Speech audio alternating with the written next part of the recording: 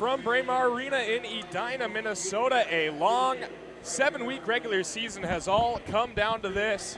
The games start to count, folks. It is game one of the DBL semifinals. The number 4 seeded Anderson and the number 1 seeded Element. Alongside Peter Rodney, I'm Will Peterson. Anna Baining will join us down at ice level. Peter, Element riding into this one high. They're at 6-1. Great regular season for them. But little birdie told me that you're a little concerned about this one here tonight as we enter play. I'm going to be honest with you. I am a little concerned about this one because it would be just like the chaotic beauty league to have the number 4 team upset the number 1 team in the semifinals. I'm still pulling for my guys, Element. Element's biggest fan. Also the biggest fan that Dennis Chalowski's ever had in his life. But I'm a little nervous. It could also be the 350 milligrams of caffeine I just ingested, but I'm a little anxious. Element is working from right to left, wearing their blue uniforms again, coming in at 6-1. They faced Anderson 3 times in the regular season, winning all 3. In week 1, it was a 10-5 win. Week 4 was really their biggest scare yet. It was a big comeback win for Element, 11-10 in a shootout.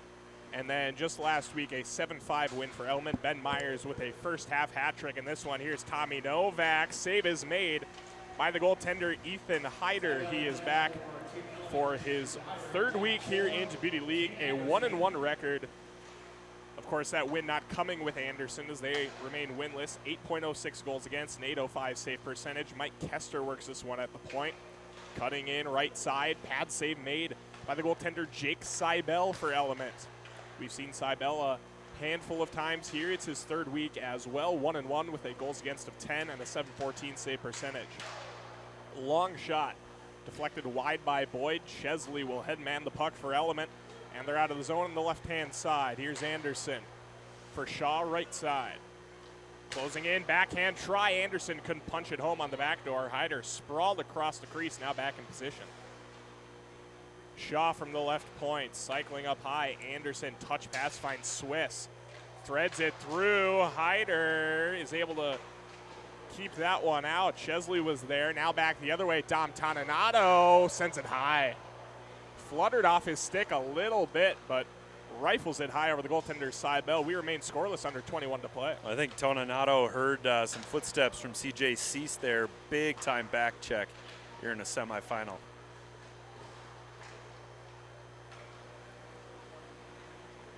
Now here's Anderson back down the other way. Toninato inside, stick handling. Right pad save made by Seibel on the centering try.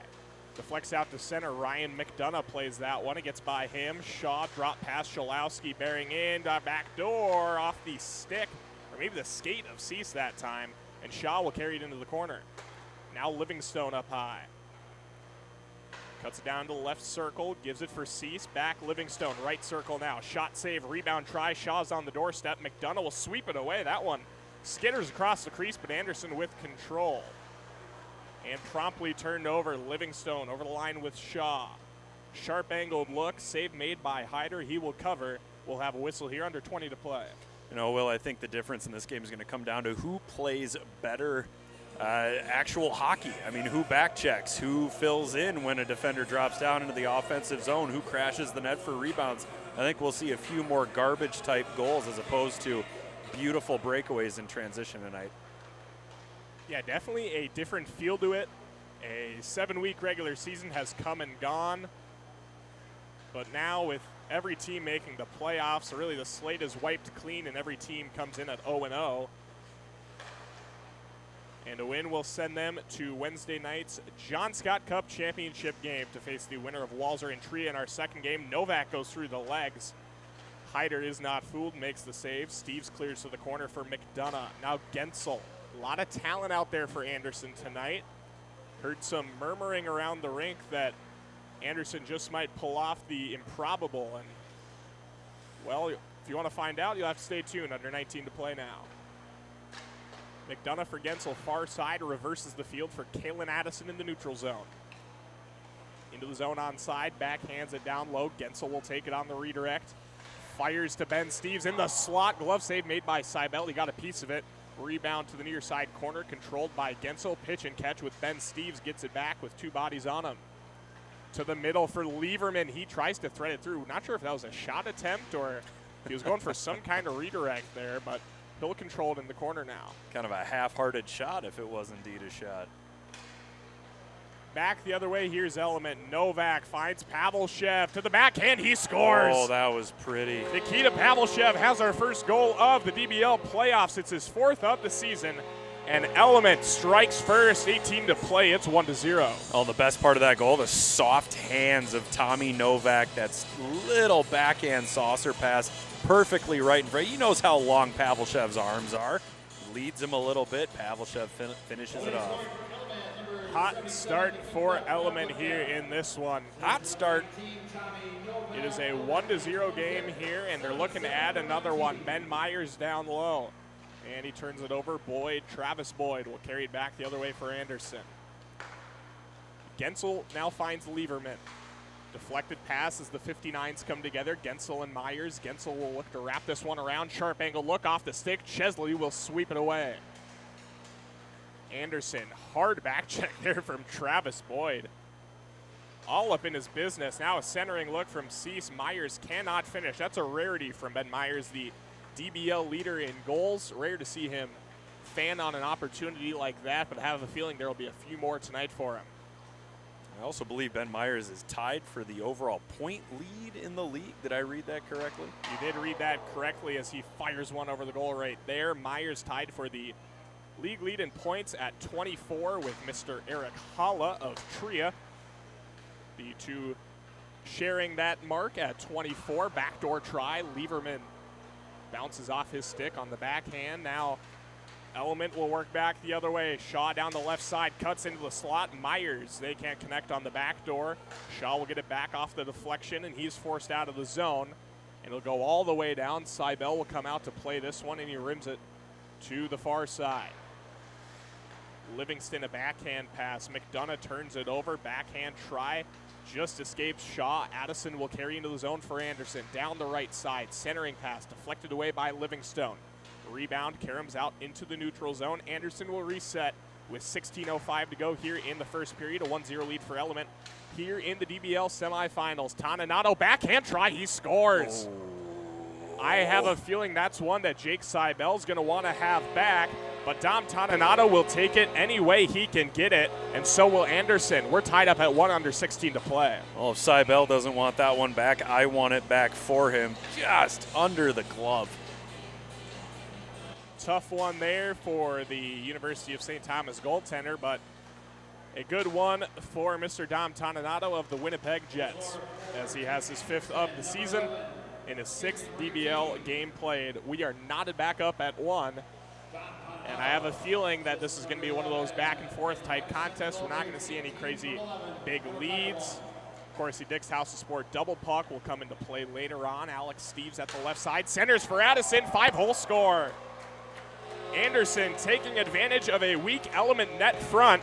And Kalen Addison has his 4th of the season on the backdoor tap-in. 2-1 Anderson. Well, looks like Seibel is making some equipment improvements. Looks like he pulled tape or something off the bottom of his skate. That puck going right through the wickets. 2 goals that I think if Seibel could redo those plays, he would. Under 15 to play now. Anderson has a 2-1 lead here. Flip pass to the near side. Pavlshev at the half wall. Livingstone caught up in his skates that time. Bounces around the high slot. Addison off the skate of Steves. He'll recollect on the backhand and enter the zone on the left side.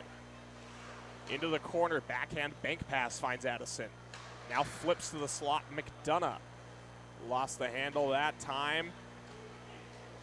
Now into the zone. Livingstone. McDonough with a nice back check. Oh. Schalowski lost the handle right there, and Peter is disappointed to see that.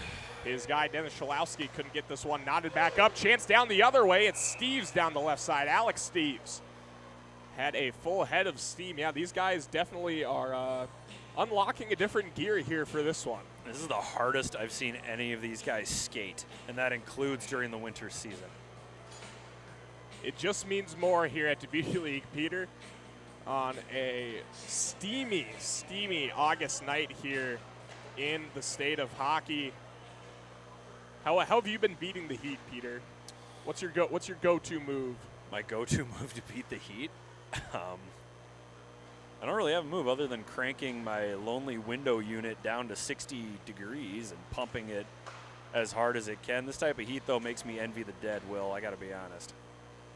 We've talked about it before. You said you'd prefer 40 below to 100 above. Duh. Anderson turns and fires, and I am of the different persuasion as Hyder makes a glove save there. That's because you don't sweat.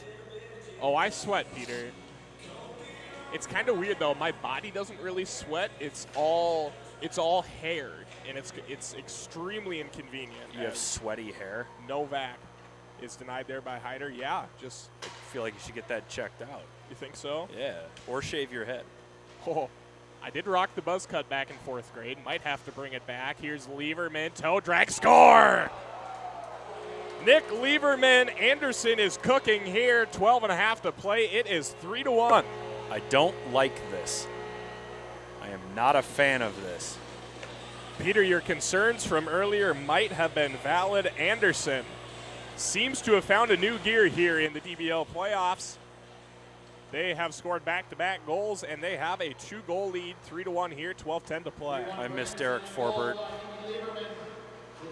Yeah, no Derek Forbert in the lineup for Element since week 2. The captain has abandoned his ship, and that ship has remained mostly on steady water, but now things are starting to get a little choppy here. Is abandoning the ship like an actual part of maritime law where the captain is legally required to go down with the ship, or is it just kind of an honor system thing? It's an honor system. It's an honor system thing? Okay.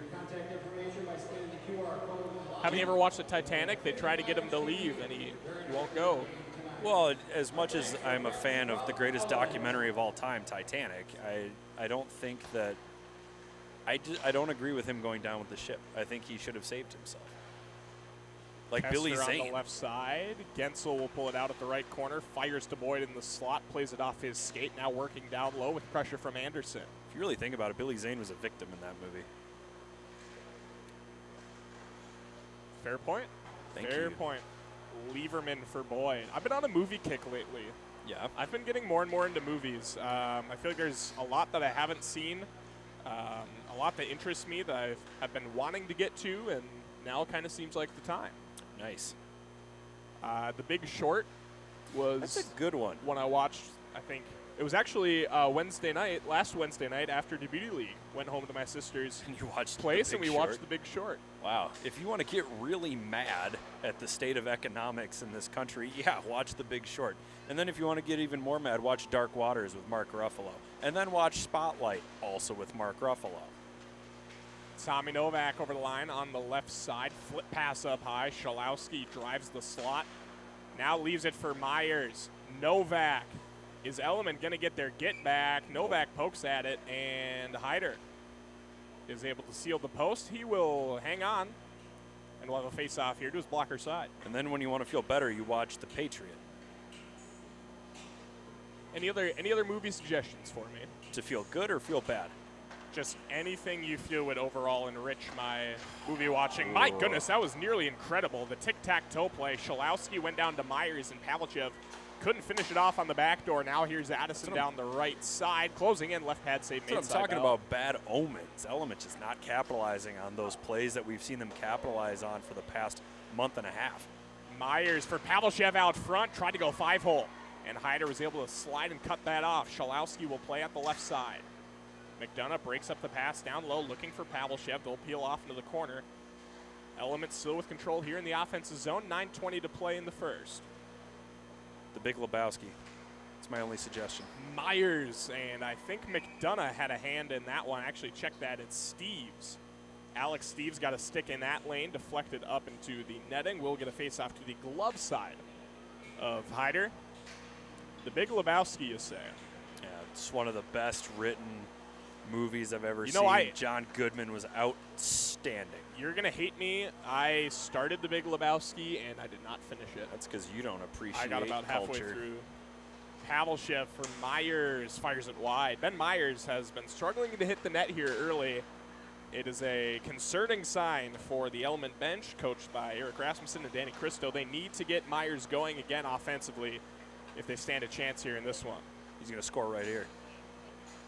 Drop pass, Pavlshev lost it as he tried to go between the legs. Ben Steves will.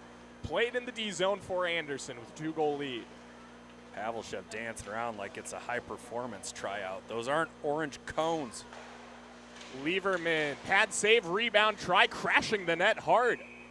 Was Alex Steves. Lieberman making a good effort there as well. That's as much contact in close on a goalie as we've seen here in the Beauty League. 8 minutes to play, still a 3-1 lead for Anderson. Feels very tense in here. Very tense. I think you're projecting, Peter. I feel a very nice, serene vibe. I don't think anyone's ever used the word serene to describe Braemar Ice Arena. As the youth would say, Braemar tonight, very demure, very mindful. That annoys me so much. I knew that would get you so riled up. much. Because there's one other piece of that, right? Demure, mindful, and there's one more. It's like confident or something. Those are the two I know. Shaw working it low on the backhand, now to the left circle. Anderson down low. Kind of confusing. We've got Matt Anderson playing for Element against Team Anderson as Chesley nearly snuck a wrister by the right pad of Hyder, and Anderson will pull out the other way.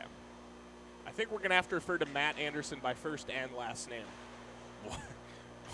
Why? Because he's playing against Anderson. Oh. If we refer to him by only his last name, the lines will get crossed. I wish I knew his nickname. Matt is kind of a nickname. It's a nickname for Matthew. I wouldn't consider it a nickname, though. I would just consider a shortened version of his given name. Gensel finds Kester up high.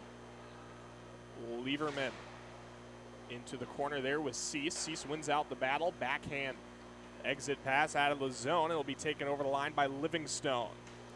Left it behind for Shaw. A little bit of a miscommunication. They get it back. It's a backhand pass to the right corner. And Elements setting up shop here. Shot from the right post that time from Mason Shaw. Hops up out of play. Not sure if it was deflected. And our officials will rule that it was, so we'll get a face-off to the blocker side of Hyder. I think miscommunication is the best way to describe this so far. It looks like Element is using Mint Mobile while Anderson is using the far superior Verizon. Now don't be dogging on Mint Mobile. There's a place for that company in our economy. Livingstone from the right circle for those on a lower budget who need 5G cell phones. I would find another way to get the money to pay for Verizon. I would give up my streaming services if it meant I could have Verizon over Mint Mobile. You know, I'm a Verizon customer. My parents are a Verizon customer, and I'm on their plan. And I think I prefer T-Mobile. Why? Better connection. Every time I'm in an area with congestion, Verizon just does not get it done. Their CEO kind of annoys me. Novak worked into the slot, now finds Livingstone right side. Backhand flip for Shalowski on the left side. He leaves it behind before exiting the zone. Novak behind the cage, looking to wrap it around. Myers on the back door. Hyder just kind of did a donkey kick right there with both his legs. A donkey kick, I like that. Livingstone at the left side. Tried to get around Addison. That's a big And no. the San Jose Sharks D-man shuts that one down. Addison into the zone with Gensel and Boyd. A lot of talent out here for Anderson tonight. This just may be the roster needed to slay the giant that is Element. Well, you get 2 NHL All-Stars that just happen upon your doorstep for the playoffs. Something tells me that Peter may be ready to contest the results of this game if the score holds. You know what? My lawyer has billboards, so I feel pretty good about my case against the powers that be. Myers for Shalowski. Is your lawyer Saul Goodman? No, it's not. It's also not Nicolay Law. Travis Boyd into the zone with Gensel. Feeds it through to him on the back door. They score. Anderson pouring it on here. It's 4-1. Need to call a timeout. We need a timeout. Once again, we have reached the point in the week where Peter calls for a timeout. It was actually Dom Toninato with his second of the evening. Really? It was Toninato down that left side. Looked like Jake Gensel from our angle here. And, of course, no side numbers on the jerseys makes it rather hard to tell, just kind of a guessing game. But for Dom Toninato, it's his second of the game, his sixth of the season, and it is a 3-goal lead for Anderson. That's a nice compliment to Toninato that you confused him with Jake Gensel. Dom Toninato is a heck of a lot closer to Jake Gensel than you or I am to Dom Toninato. I still maintain that if you put me out there, I could get a point. And I still maintain in this game, absolutely not. Maybe in this game? Oh, I could do it in this game. Maybe in DBL week 3. No way, dude. But here in the semifinals, Peter Rodney, you would be skated off the ice. Toninato to the back door. Nice poke check there by Seibel to sweep it away. Now they get it right back. Seibel sliding pad save. Nice save. Seibel let in a couple of tough ones early on, but now rising to the moment here for Element. They're going to need them to be solid here if they want to make their way back into this one. 2.5 to play in the first. Get going. Pavelchev turns it over. Mike Kester, hard back check. He Kester catches up and shuts it down. There just seems to be an element of buy-in here. Anderson with some stick taps on the bench. They're hungry, and they're here. Kester for Alex Steves. Cuts in, rebound, chance Kester. Seibel, another nice sliding save to his left. Matt Anderson for Element. Shot, save, rebound, try, swept into the corner by Steves. Now Anderson with it. This is the best quality hockey we have seen thus far into Beauty League. It comes in our first of 2 semifinals. Element and Anderson, with Anderson well on their way to slaying the Giant as they lead 4-1. It would be their first win of the DBL season. It would come when it matters most here in the sudden death playoffs. I'd like to go back to the old pace of play, please. Ben Myers backhand try. Yeah, so I have a feeling the people of hockey Twitter are going to call Element pace of play merchants. The gritty Anderson team rising to the occasion when it matters most versus the soy Element team. Soy? Yeah, this very. What, So, what they're are very. you talking about? We'll talk about it more during the break. Oh, is that like a joke like soy milk? Like a soy boy, like you're soft. What is this? Oh, a soy boy means you're soft? Okay. Addison on the right side. Less than 1 minute to go here in our first half. 4-1 lead for Anderson. I wonder if anybody on the ice does prefer soy milk to cow's milk. If they do, I do not trust them. Myers in with Livingstone. Rings Oh, the come post. on.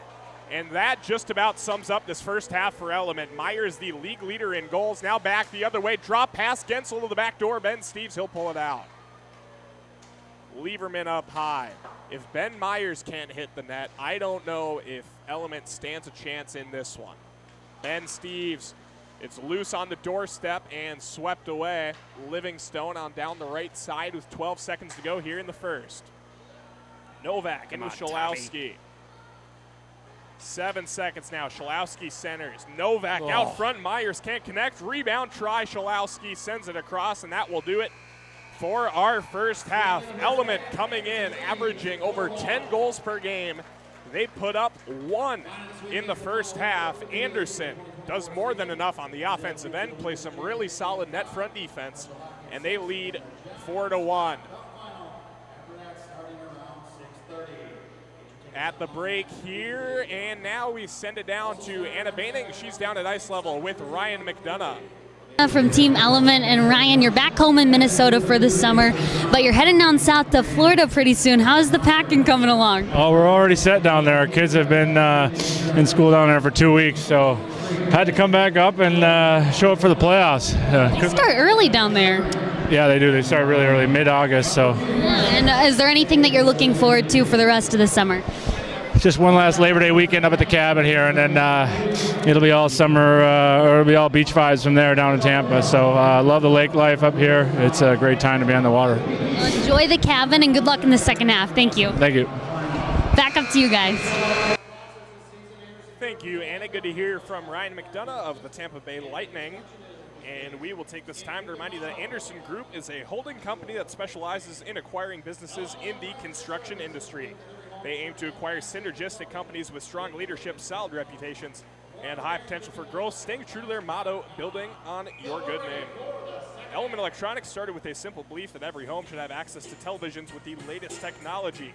Element is the only major television company to assemble products in the U.S. The company's Winsboro, South Carolina factory assembles millions of TVs each year. For more information, visit elementelectronics.com. Element Electronics, bring it home. Looking to bring it home that time on the back door as Shaw fed it through. The clock once again has not stopped for the second half. It goes now. There it goes. My goodness, Peter, it just feels like Groundhog Day every I single know. week back here. That's a at Dubuque terrible League. movie, by the way.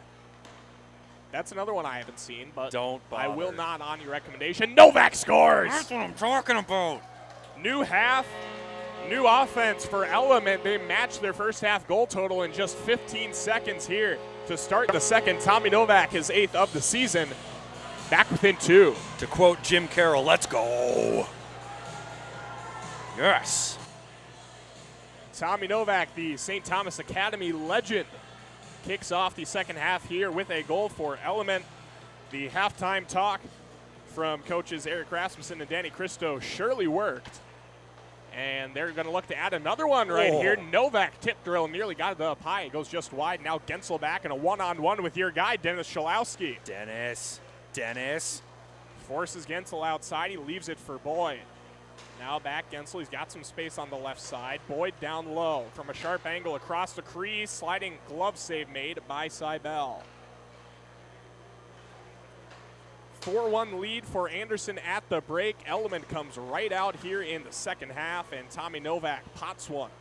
There's a little miscommunication up high. Boyd drop past Toninato. They poke it back up ahead, nearly offside. Now waved. Chesley up for Novak. Cutting into the slot. Pavlshev backhand try. Hyder makes the save. Wanted to keep it alive. Close. But we get a quick whistle here. Is there a third place game on Wednesday? There is not a third place game. I was going to say that would be a bit gratuitous. Is that the word? Gratuitous?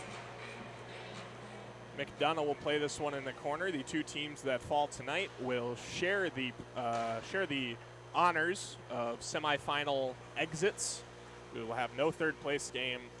We will never know the true toilet bowl champion of Dubuque League. Toninato left half wall, working down low on Chesley. Bringing it around town, now to the right side. Alex Steves will cut into the slot and pull it back out, forced outside that time by Cease. Oh, beat him. Off the skate of McDonough, now a foot race between Cease and McDonough. Toninato will poke it away from Myers, cutting to the net, backhand, they score. There it is, Ben Myers. Would be huge for Element to get him going here in the second half. DBL leading 14th goal of the season, and it's 4-3. Yes. Everything feels different. Now that is a goal that we would not have in the regular season here in Dubuque League. Ben Myers would have peeled away once that puck got near the crease. But now that it matters, these guys know when to flip the switch. And he's going to go for it here again, actually pull it out. Backdoor try, couldn't find Chesley. Matt Anderson will play it at the left side. A 1-goal lead. Boy, that one nearly knuckled enough for Myers. He didn't get much of it, but still almost found his way past Hyder. Now Toninato down the right side, looking to get one back for Anderson. He fires it wide. Seibel almost fell down there. Toninato pulling it out. Alex Steves, under 20 to play here. 4-3 lead for Anderson, looking to hang on and get their first win of the season and their most important game of the season. McDonough's shot from the point is tipped wide of the net to the right side. Now Addison with some space up high. McDonough surveys. Steves left circle. Cutting in, forced outside by Chesley. Now to the right corner. Cease will poke that one out of the zone. McDonough will go into the neutral zone. Play it back for the goaltender Hyder, and he'll head off for a change. Showing a lot of trust in the goaltender right now, letting him handle the puck this much.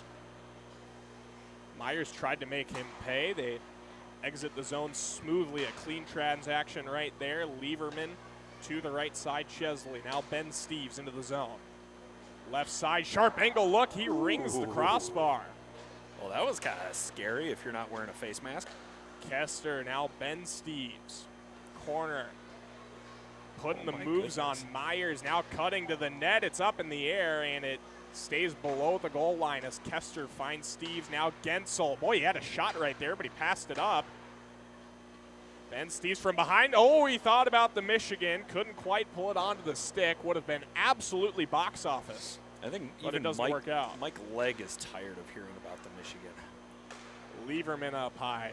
You know that would have made SportsCenter top 10, Peter. Don't of course it would have. And I know that who drafted Ben Steves? I don't even remember who drafted Ben Steves. I think Alex is in the Toronto He was a system. college free agent signed by Colorado and now became a free agent and signed with the Seattle Kraken. And I said all of that without looking at my notes. Yeah, but did you say it about the right player? No, I said it about Ben Myers. And not Ben Steves. Garbage bag over my face with no eye holes cut out.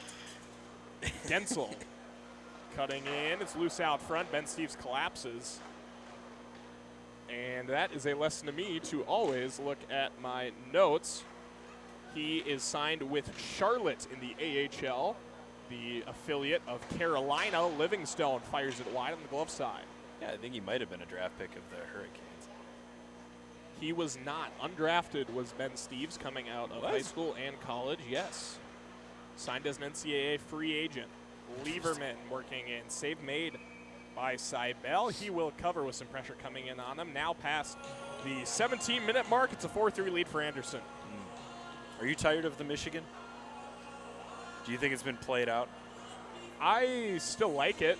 I mean, it's always electric when one happens. I don't love kids in like youth tournaments just going for it. I think you're better off developing and actually trying to make a skill move to beat the goaltender. But I'm also not going to be the old man to make my opinion super loud and important. That's fair. I think sometimes it is the right play, but I think that because of the internet, I do think that kids have gotten way too comfortable trying it when it's clearly not the right play. I think that's a fair assessment. Addison left circle, missed Alex Steves. Ryan McDonough winds it up, and Alex Steves collapsing that time. But Hyder, or check that, Seibel, was able to sprawl out and get a pad on it. 16 minutes to go. We'll get a face-off. Well, that was sweet. There's a slap shot for you. There goes my water bottle. Oh, dear. That's okay. It's not going to go anywhere. Thank you. That was Greg's fault. He's pointing at himself. Alex Steves. Anderson looking for an insurance goal here, looking to keep the Dick's House of Sport double puck from becoming a big factor later on. Maybe a little interference there. Addison is able to get to that one. No arguing from Novak. He puts his head down and rejoins the play. McDonough with a wild stretch pass. Did you say no arguing from Novak? I didn't see any. Oh, he's so mad right now. Yeah. Look how red his face is. He's knocked down. McDonough got a piece of it. Novak left it behind at the blue line. Now Pavelchev gets it back off a couple of sticks, turns it right over to Mikey Kester, who's into the line onside. At the right side. Lieberman near his own bench, lost the handle. Novak will pursue, but Lieberman gets it back, and now he skirts up the left side. Bank pass deflects off Novak to the other 19, Kester. Boyd near post, turns and fires it to nobody in particular, but it finds Alex Steves off the redirect. He rims it all the way around. Out of the reach of Lieberman, he'll go all the way down to get it. Hyder will come out and help him out. 14 and change to go from Braemar Arena. Week 8 of Djibouti League, week 1 of the playoffs. Really, I guess we only have 1 week with 2 games, 2 sets of games in it. I prefer this to the NHL's current playoff system. Lieberman, a lot of snow came up off that shot. We need to get some ice boys out here with the ice shovels. Boys. Ice boys. Spell boys with a Z. Be really cool. You know Nick Perbix, once upon a time, was an ice boy for the Minnesota Wild? Was he? He's not joining us tonight. I had that nugget in my notes all year long, and I don't think it ever made its way onto the broadcast. But no, when he was about 10 years old, Nick Perbix was a rotational member of the Minnesota Wild ice cleaning crew. Myers sold the goaltender, now on the wraparound. Good help from the D that time as Toninato was in that one. Matt Anderson, right wing half wall. For Myers in the slot, goes high. I think Nick might be my favorite Perbix. Long stretch pass from Ben Steeves, too far for Toninato. Interesting, with the increased pace of play, they're still going no icing. I know. I like it. Could get frantic there. Mason Shaw had a stick on the ice and nearly played that puck. Lieberman, a lot of ice time for Nick Lieberman. And Toninato for that matter. It is a pretty short bench for Anderson tonight for both sides with only 5 skaters on each. Here's Kester down the left side, working it outside. Now Lieberman out front, shoves at it, and Seibel keeps it out. We get a whistle under 13 to play. You know, I love watching Mike Kester play in these games because nobody works harder but misses just barely than Mike Kester. I'll let him know you said that. I'm sure he will be more than Don't thrilled. let him know that. Don't tell him I said that. McDonough, ooh, nearly went top shelf on Seibel, but just missed high. Is he a classmate of yours? Do you guys share a class? Can't say I do. Can't say I know how to get in touch with him. Econ 401 or something? Addison, I'm done with econ now. I took the freshman course, and I do not believe I take another one. Ah. Toninato left side. Pretty fun class. Pretty fun class. As an older person, I would recommend you take more than one. Duly noted. Keep that in mind when I make my spring schedule. Addison poking at it down low. Classes start a week from tomorrow, and I am not quite ready for that to be here. Why not? Shaw, long shot, glove save made by Hyder, and we'll get a whistle. I wouldn't mind summer lasting a couple more weeks. Do you go to class? I do. Okay. I do. At the U, I feel like you could probably skip virtually every class except for the final. You could, but what's the value in that, Peter? What are we learning? And there are a handful of classes with mandatory attendance. Are there really? Oh yeah. Okay. Even at a place with 50,000 undergrads, huh? Yeah, mostly stuff within the Carlson School, but Schalowski, your right blocker, save made Hyder. I bet Dennis Schalowski went to class. I don't think Dennis Schalowski went to college. St. Cloud State. Did he? Well, he was the St. Cloud State guy. I think so. Novak. Gensel up ahead. It's a bummer you don't have our statman Craig Roberts phoning us this week. Gensel left side, wrapping it around, now behind the net. We'll work it back to his backhand. Craig has made his yearly appearance here at the Beauty League. Good catching up with him pregame. What a guy. Shaw down the right side, feeds it across. Novak trying to return the favor. Kester gets into that one. Shaw. Right corner, centers Livingstone at the near post. Save made by Hyder. Now he'll find Schalowski in the slot. Left side, blocker save made. Hyder rebound. Karams over to Kester. He'll find Boyd. And Anderson breaks out of the zone. Aha. He played one season for St. Cloud State. One and done was Dennis Schalowski. 1 goal and 12 points in 36 games. Long stretch pass there. Alex Steeves, the first man on this puck. He's got Boyd net front if he can get through to him, but Schalowski forces him outside. Boyd right inside, and he fires it wide. Seibel did a good job sliding over on that one. Didn't give him much to shoot at, and Boyd has this one carry him all the way down, and Alex Steeves will go play it in the corner. Under 10 to play now. The Dick's House of Sport double puck is still in play for both sides. We will wait and see when each side decides to use it. Of course, Element trailing by 1 here, probably a bit more advantageous for them. Novak cutting in, Lieberman pokes it away, and now he'll catch up to his own pass between the legs up ahead. Travis Boyd working around Chesley. It's caught in his skates, and he banks it ahead for Pavlshev. Oh. Novak spinorama into the zone, peeled out by Matt Anderson. He banks it ahead for Pavlshev, just narrowly onside that time. Is this the possession where they tie it up? Not right there, as Hyder is able to make a shoulder save, as Ethan Hyder has been incredible here thus far in this one, keeping Anderson in it. We are inching closer and closer to double puck time. Perhaps we will get a double puck eclipse here in the last couple of minutes. Always fun when that happens. It's just pure mayhem on both ends of the ice.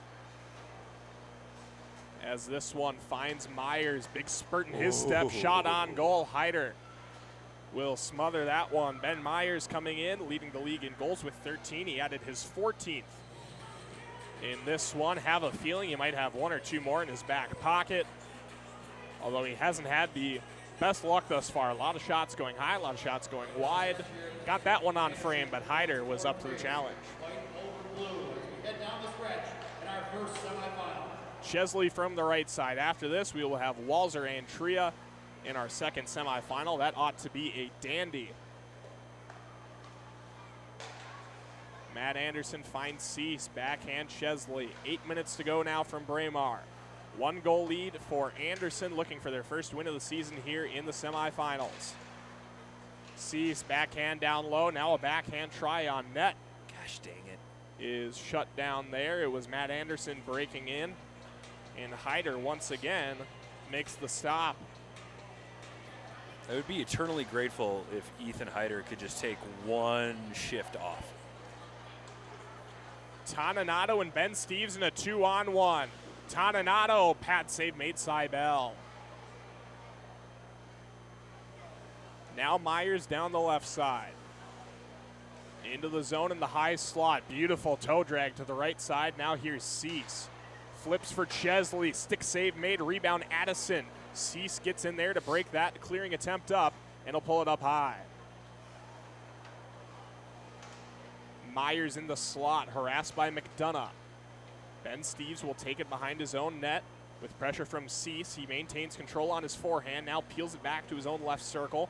Addison on the right side. This is the most structured breakout I've seen in Djibouti League. It's amazing what you have to do when the other team plays defense. I know, it's weird. Lieberman right side, save made, rebound, try, Cybel slides over. And they can't get a rebound to go right there, so Scholowski will clear out of the zone for Element, and they're in on the left side. Forced outside by Ben Steves. Scholowski brings it around town, 6.5 to play. Livingstone broken up by Toninato, and he's back the other way with Kester. 2-on-2 as Livingstone gets back into this one. Toninato sprays some snow in the face of Cybel.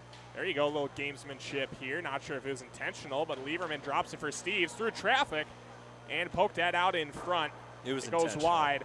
Novak back the other way with a chance to tie it up.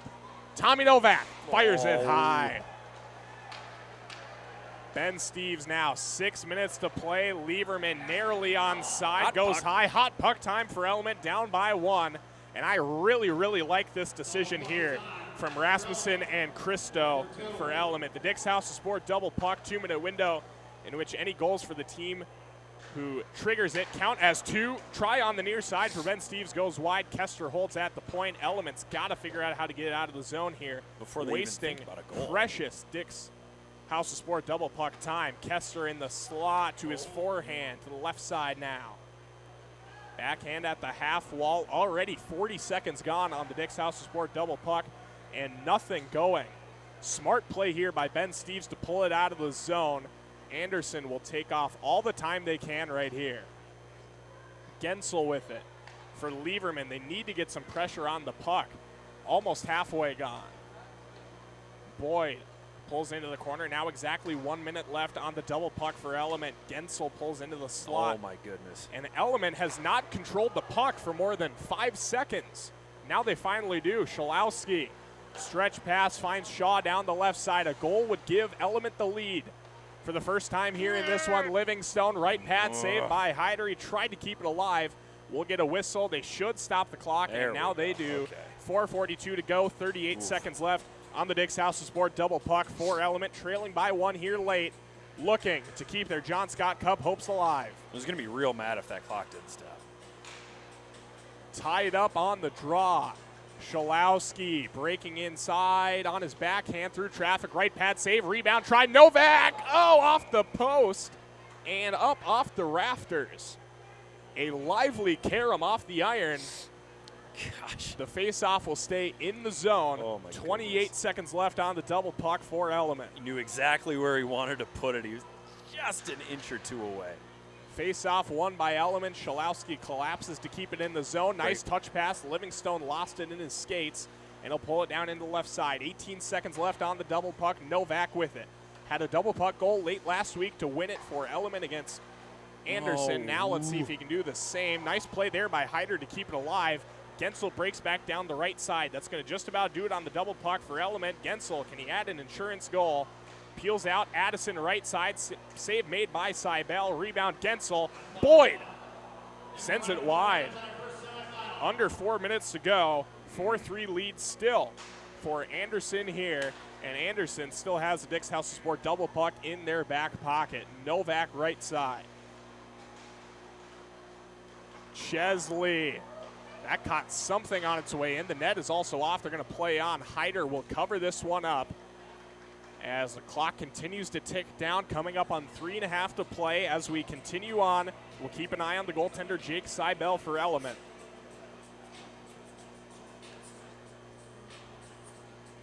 Face off to the blocker side of Hyder here late. Element wins it. Kester in the corner. Stick check by Pavlshev. Drives him into the half wall. No. Boyd into the zone with Alex Steves, a 2-on-1. Keeps it and rings the post. Teams have really been snake bit here late. Granted, some really high quality defense being played, but not a lot of corners being picked. Chesley, backdoor score! We are tied. It's Matt Anderson on a one-time look from the right circle. All knotted up at 4 with 2:45 to play. Would have appreciated that happening during the double puck, but we'll take it. Great find from Ryan Chesley. He worked his way into the slot, found Matt Anderson at the right circle. It's his 6th goal of the DBL season. We are tied up at 4, under 2.5 to play. Anderson still with use of the Dick's House of Sport double puck, but something tells me we might be headed for the extra session. No, I don't think so. I think Element's going to win it here in regulation. Cease for Chesley, left side, tied up at 4. Jim Carroll getting the folks going here from Braemar. The hot puck light is on for Anderson. It'll take them all the way down just about to the end of this one. There might be about 5 seconds left. Toninato and Alex Steves. Here we go, double puck time late in our first semifinal. Winner advances to Wednesday's championship game to try and take home the John Scott Cup. That should still be offside, and now we do get the whistle. Minute 44 to go. Probably the most laboring you'll ever see for an offside call here in Djibouti League, but they do make the call with a minute 44 to play. Minute 38 on the hot puck for Anderson.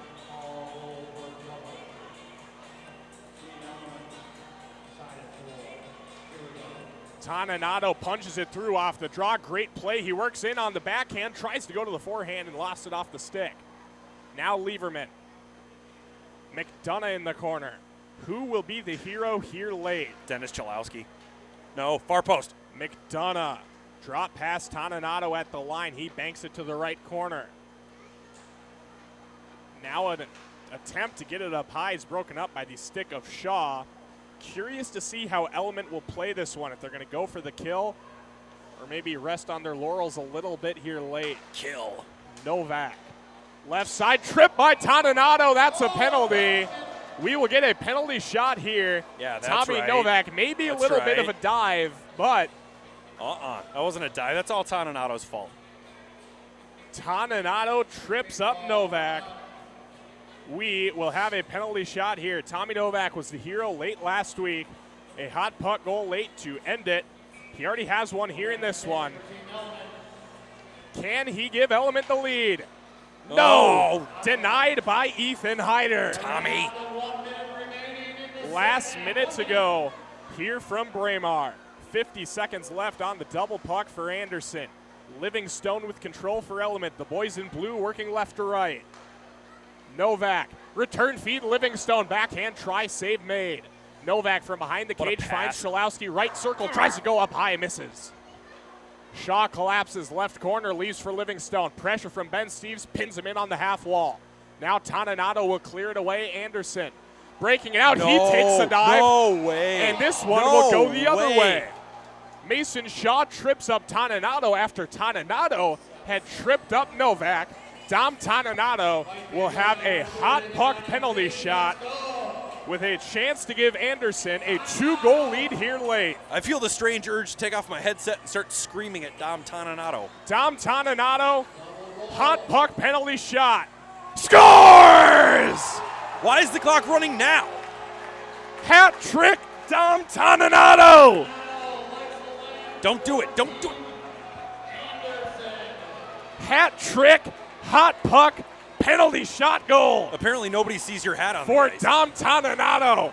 Hat remains on the ice, now flipped up back into the stands. They fail to get it back up.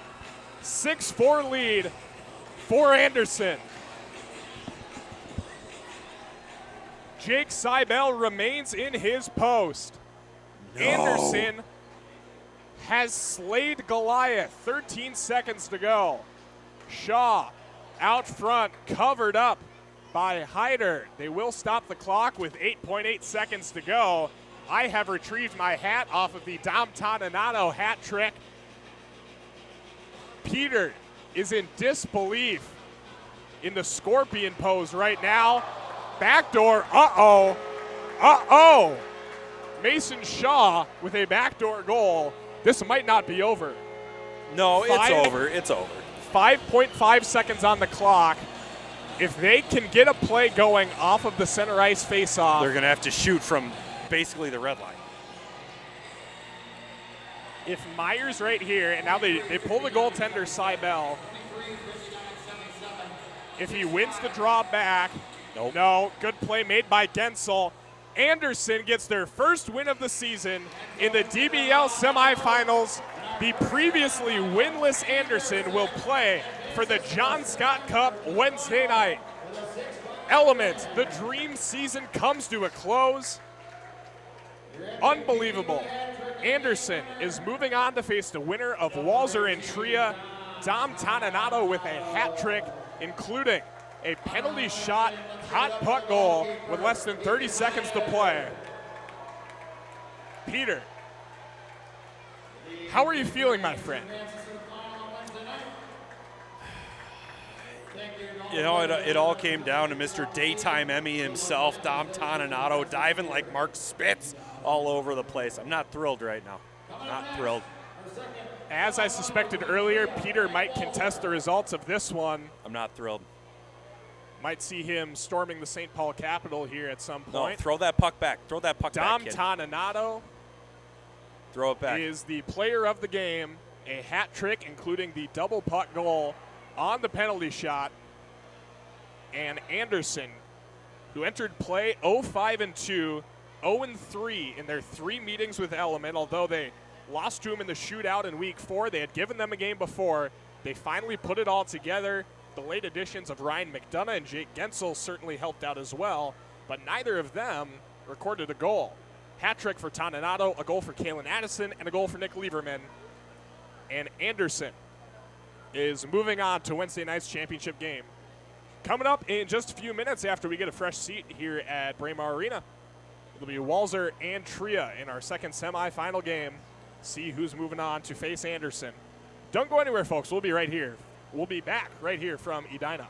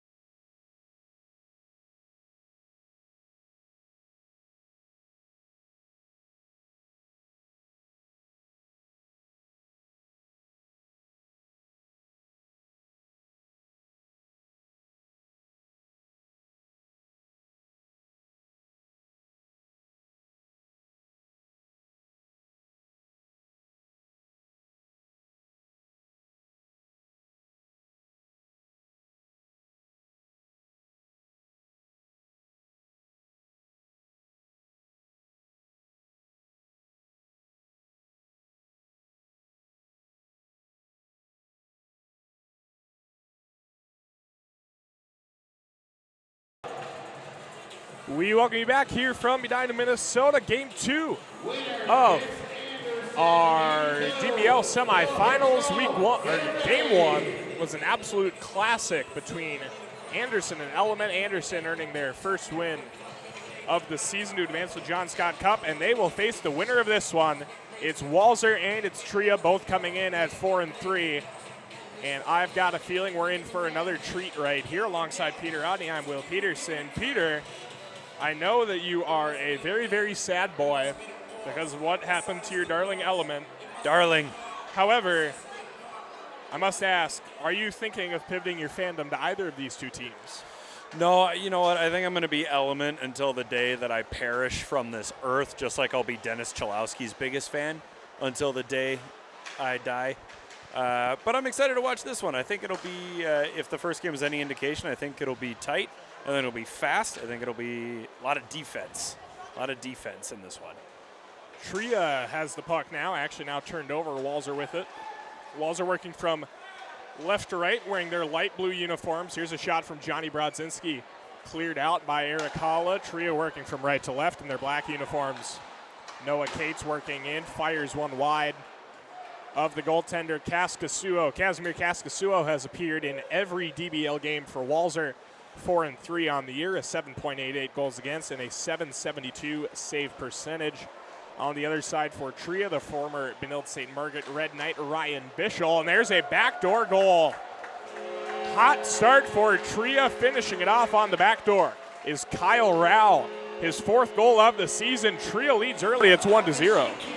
There's already some jawing going on from bench to bench. Whoever that coach is, I can't tell if it's Ben Clymer or Ryan Theros, however you pronounce his last name. I don't know if he was looking for an offsides call or something. And now he's going back and forth with the Tria bench. There's a lot going on right now. 1-0 lead for Tria here early. Kyle Rao, his 4th of the season. And they have the early advantage. These sides met 3 times in the regular season. Tria losing in weeks 1 and 7. Walser taking home the win. Tria taking home the win in week 4. Week 1 was a bit of a blowout, a 15-9 win for Walser. The other 2 games came down to 1 goal each, a 7-6 win for Tria and a 5-4 win for Walser. Last week, Kaskasuo made 30 saves on 34 chances, really anchored the back end for Walser. Let's see if they can do something similar today, although not off to the best start with that early Kyle Rao goal. Rinzel will come out to play this one. Tipped up ahead, Tufty with it on the near side. Stretch pass far side to Register plays. Pressure from Jackson Cates, who turns it over. Now it's in the high slot. Dylan thought about it. He'll get back on the back check. Register for Bryce Brodzinski. All 3 Brodzinskis back with us this week. A high-powered trio for this Walser squad, as that one is covered up by Bischel. We'll get a face-off to his blocker side.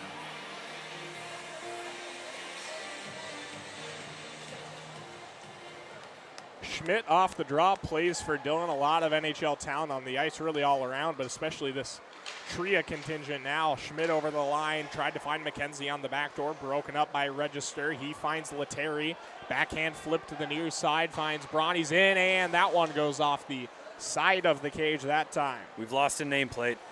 Yes, we have. That's Sam Malinsky on the near side. Not Braun, so we will do our best to hopefully get that nameplate back on. Easton Brodzinski working it all the way down low. Now sends it out front. Letary with a try, and Bischel gets over to cover. Jackson Cates in the neutral zone for Noah. Back for Jackson. Good to have the Cates brothers with us this week. Hull keeps it at the zone. Now Letary takes over. Nice spinning backhand to the near side for Malinsky. Up for Johnny Brodzinski. Malinsky down low. Hull goes to play in the corner as the 95s come together. Hull and Rinzel. This one played up ahead. Noah Cates down the right side. In with Holla. Cates to the slot. Score! Wow. Beautiful move into the slot by Noah Cates, shifting the weight to the left and firing a bullet right past the goaltender Kaskasuo. Noah Cates his 7th of the DBL season. Tria 2, Walser 0. Boy, way to go. Way to take advantage of the screen. Howland knew what he was doing on that one. The savvy veteran Eric Halla Savvy veteran. came in to tonight tied for the league lead in points. Myers passed him in the early game for Element, although Ben Myers now, his summer into Beauty League is done. Element in a shocker falls in the semifinals, so have to imagine Hull is going to run away with the crown. Chelsea fires that one wide. And here goes Eric Halla down the other way. Catches up to it, tried to get it through Bernard Docker for Schultz, and it's directed to the near side corner. Oh, I'm sorry to laugh at him, but that was hilarious. Big wind-up, big shot. That was 7 feet to the right. Hull on the near side corner. 17 and change to go from Braemar. 2-0 lead early for Tria. Pagansky for Rao, back here for Schultz, and he can't get it on net. Comes out to center, played by the captain, Nate Schmidt. Nice pass finds Kyle Rao, breakaway, glove save made, Cascasuo, rebound controlled by Malinsky on the left side. Into the neutral zone, and now the O zone. Malinsky, past Rao to Tufty, back Johnny Brodzinski, Malinsky in the slot, thinking about it, back for Johnny. Registers in up high as well, Tufty on the goal mouth, can't settle it down from Braun, or I just got fooled into saying Malinsky is Braun. We're going to need to get that nameplate back on him. You've been bamboozled. Rao scores! Second of the game for Kyle Rao. What a night to have a game. Boy, howdy. 3-0. We're 7 minutes in. It's 3-0 Tria. It's time for Walser to call a... What are they going to call, Will? Not Ghostbusters. Your mother. They should probably call a timeout. My mom would appreciate that, actually. She's 75 years old. She likes getting phone calls. Brodzinski into the zone on the left side, finds Easton. Bryce to Easton that time, broken up. Walser coming out of the gate sluggish here. Time for a timeout. As Dylan controls for Tria. Easton Brodzinski now. Back for Bryce up the right side in the high slot. Nifty stick handling, and Jackson Cates forces a turnover there. McKenzie, it's a 3-on-1 with Cates and Dylan out front. Jackson Cates can't get the stick on it. Dylan controls on the near side. Down low, Jackson into the corner. Dylan. McKenzie, now here's Hull cutting inside, backhands it across. And Malinsky will take over control and try to get something started for Walser. It's a nice backhand pass there by Hall. Bryce Brodzinski into the slot, thought about leaving it for Easton. Puck deflects, Bischel stays with it. And Bryce gathers his own rebound, down for Easton. Bernard Docker and Rinzel, the other two out there for Walser. We're missing Johnny today? Is that who we're missing? Believe Johnny's here. Is he? Oh, yeah, he's on the roster. There he is. So we're still missing Michael Jr. I don't think he's been here at all, but it'd be nice to see all 4 Brodzinskis. Bryce goes to play this one, overskates it. McKenzie will take over. And it banks down low for Jimmy Schultz. Under 15 minutes to play, 3-0 lead for Tria in our second semifinal. Letary tried to go around Hull, lost the handle. Deflected up, and now back down. Schultz with control. Letary picks a pocket, and then has his pocket picked by Hull. A lot of pocket picking going on here. Peter Piper picked a pock of pickled peppers. There's Johnny Brodzinski with the blocker save. What of pickled peppers? No idea. A pock? Something like that. Letary. I was never good at tongue twisters. Yeah. Peter Piper picked something of pickled peppers. Noah Cates for Halla down the right side. Heavy wrister blocker save, Cascasuo. To the near side, Johnny Brodzinski. Rinzel loses an edge. Chance for Tria here to capitalize. Schmidt in the high slot. Down low, Noah Cates. Shot save made by Cascasuo up high. Rinzel, bad turnover there. Try to get it for JBD. Back for Nate Schmidt with some room. He fires it wide. Noah Cates on the rebound off the end board. Dillon has that one hop up over the stick. We'll go all the way down. Bishel controls with 13.5 to play. You know what would make my night is if we saw a goalie goal or assist. We've had the assist pretty regularly here. Letary fires it wide on the blocker side. Oh, I want to see a goal then. I want to see a goalie goal. Schmidt with it. We do not have who would perhaps be the most helpful with that one. Jackson Stauber not in attendance here tonight. Pulled it off in the AHL this past season. Dillon tries to thread it through for Pagansky out front. Register controls it off the carom. Letary over 10 minutes in, still scoreless for Walser as Johnny Brodzinski rings the post. Tria looking to make it a 4-goal lead here. It's a 2-on-1. Hull back on the near side. Toe drag. Feeds Pagansky. And they'll pull it back out. Schultz down low.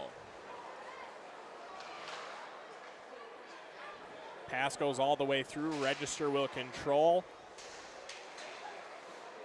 Rao battling for it near side. Jockeying for position. Lost control.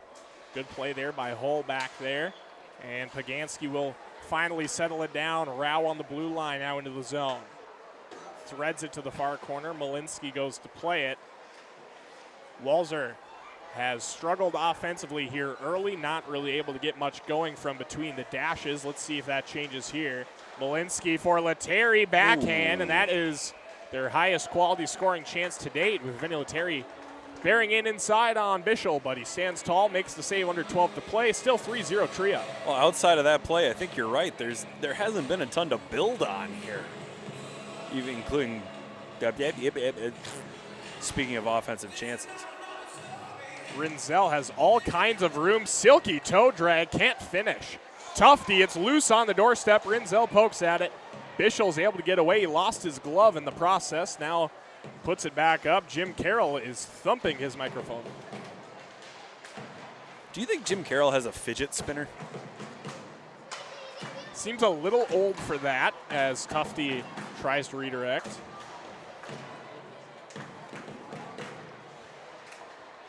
Oh, he stopped. As we were getting in. They should let Jim do that at the state tournament. He should just get free reign to do whatever he wants. Do like he whatever does here. he likes. Jim Carroll supersedes the MSHSL. On the list of priorities for the high school hockey state tournaments, fun is fairly low. Tufty for Bernard Docker. I have this conversation pretty often with my friends about how the Minnesota State tournament could be so much bigger than it already is in terms of the production and the on-ice production specifically. You're playing in the XL Energy Center with lighting rigs set up for an NHL game. Why can't we get an absolutely bonkers light show going pregame? Do you know how sick that would be? It's like Edina against Minnetonka with blue and green LEDs on opposite sides of the rink. It's like 19,000 people at the XL Energy Center screaming at the top of their lungs. It's like you live in my diary. Every year I take little notes on what I think would be just cool at the state tournament. If anyone from the State High School League wants to get at YHH and put our heads together and see what we can come up with, we are more than open working to that. in, backhand score. Second goal of the game for Noah Cates, and it is a beauty. Pulls it to the backhand, goes up high on Kaskasuo. 4-0 Tria lead. That was nice. He's going to have a hat trick by the time the first half is over. Tria has really figured things out here in the playoffs. In the early going, 4-0, 9 and change to play. Walser's going to have to figure something out at the break. Hollow with it. Yeah, don't get me wrong. The Minnesota State Hockey Tournament is a beloved institution. It is still an absolutely stellar event, but could definitely be better. Yeah, there's the answer to that question. I've talked about it with a couple of people from the State High School League, is much more complicated than we would like it to be, because the State High School League isn't just responsible for hockey. they're responsible for every sport and activity that has a state tournament, from everything from football and volleyball and basketball and hockey and one-act play and speech and debate. So you get into this sort of comparison where if you do it for hockey, does that mean you have to do it for every other state tournament that the state high school league runs? Fair point. And fair point. What does the budget for that look like? Yeah, that's completely valid. Not something I had 100% considered. Rebound try Easton Brodzinski, and Bischel once again makes the save. You just figure with an event of that magnitude in the venue that it is in, they're leaving a lot of meat on that bone as Hala is denied out front by Kaskasuo. Now that I said meat on the bone, I am suddenly craving ribs as Bernard Docker bats that one out of the air. We'll get a high stick. Ribs, eh? Not really craving ribs. What are you craving, Peter? Tell me that. Wings. Like good wings. Is that because we were talking about the Green Mill pregame? Well, I wouldn't know because I never get to eat the wings. Yeah, some wings actually do sound pretty good. I'm just a hungry guy in general. Made my way to the Braemar Arena concession stand here in between games. Was informed they are sold out of Chick-fil-A sandwiches. You know, I heard something interesting today that Chick-fil-A is going to start making its own content. Really? That they're something like a streaming service. Just what we need, another streaming service in this day and age. From Chick-fil-A. Rinzel scores! Sam Rinzel with a heavy wrister, and it's the first goal of the game for Walser. Maybe that'll light a fire on the bench. Rinzel is third of the season, 4-1. I think it will. There was no reaction from Rinzel. It tells me he's all business right now. I wouldn't be surprised to see Walser score again within the next 30 seconds. Bischel never saw that puck. Nope. He turned his head to the right to look to see if it had bounced off the end board, and then realized it's in the net. Yeah, he did not see that one. Sam Rinzel, the Minnesota Golden Gopher, with a beauty for Walser as they look to scratch and claw their way back into this one. Dillon will take it on the swing through after Bischel settles it down. First goal of the game for Walser. They came in averaging almost 9.5 per game, so a big departure from their regularly scheduled offensive production. On the other side, Tria came in with 7 and a few decimal points worth of goals per game. Plus 9 goal differential for Walser, minus 4 goal differential for Tria. Down the right side, Kate's backhand. Kaskasuo is able to get over and swallow that one up. 5 and change to play here from Braemar. 4-1 lead for Tria over Walser. Winner advances to face Anderson in Wednesday's John Scott Cup final. I think we could use Jim Carroll banging on the microphone again. You think? Yes, I think that would inject a little energy into the building. What would inject a little energy into me is some food. I can't stop thinking about it. I'm a hungry boy. Jeez. You're the hungry caterpillar right now. Great book. Outstanding book. One of the best novels of our time. I don't know if that's a novel. How is it not a novel? It's a picture book. It's got a hero's arc. Right up there with the side, sound and the hole in fury. the slot. Got a piece of the iron and now hops up into the netting, so we'll get a whistle here in the offensive zone.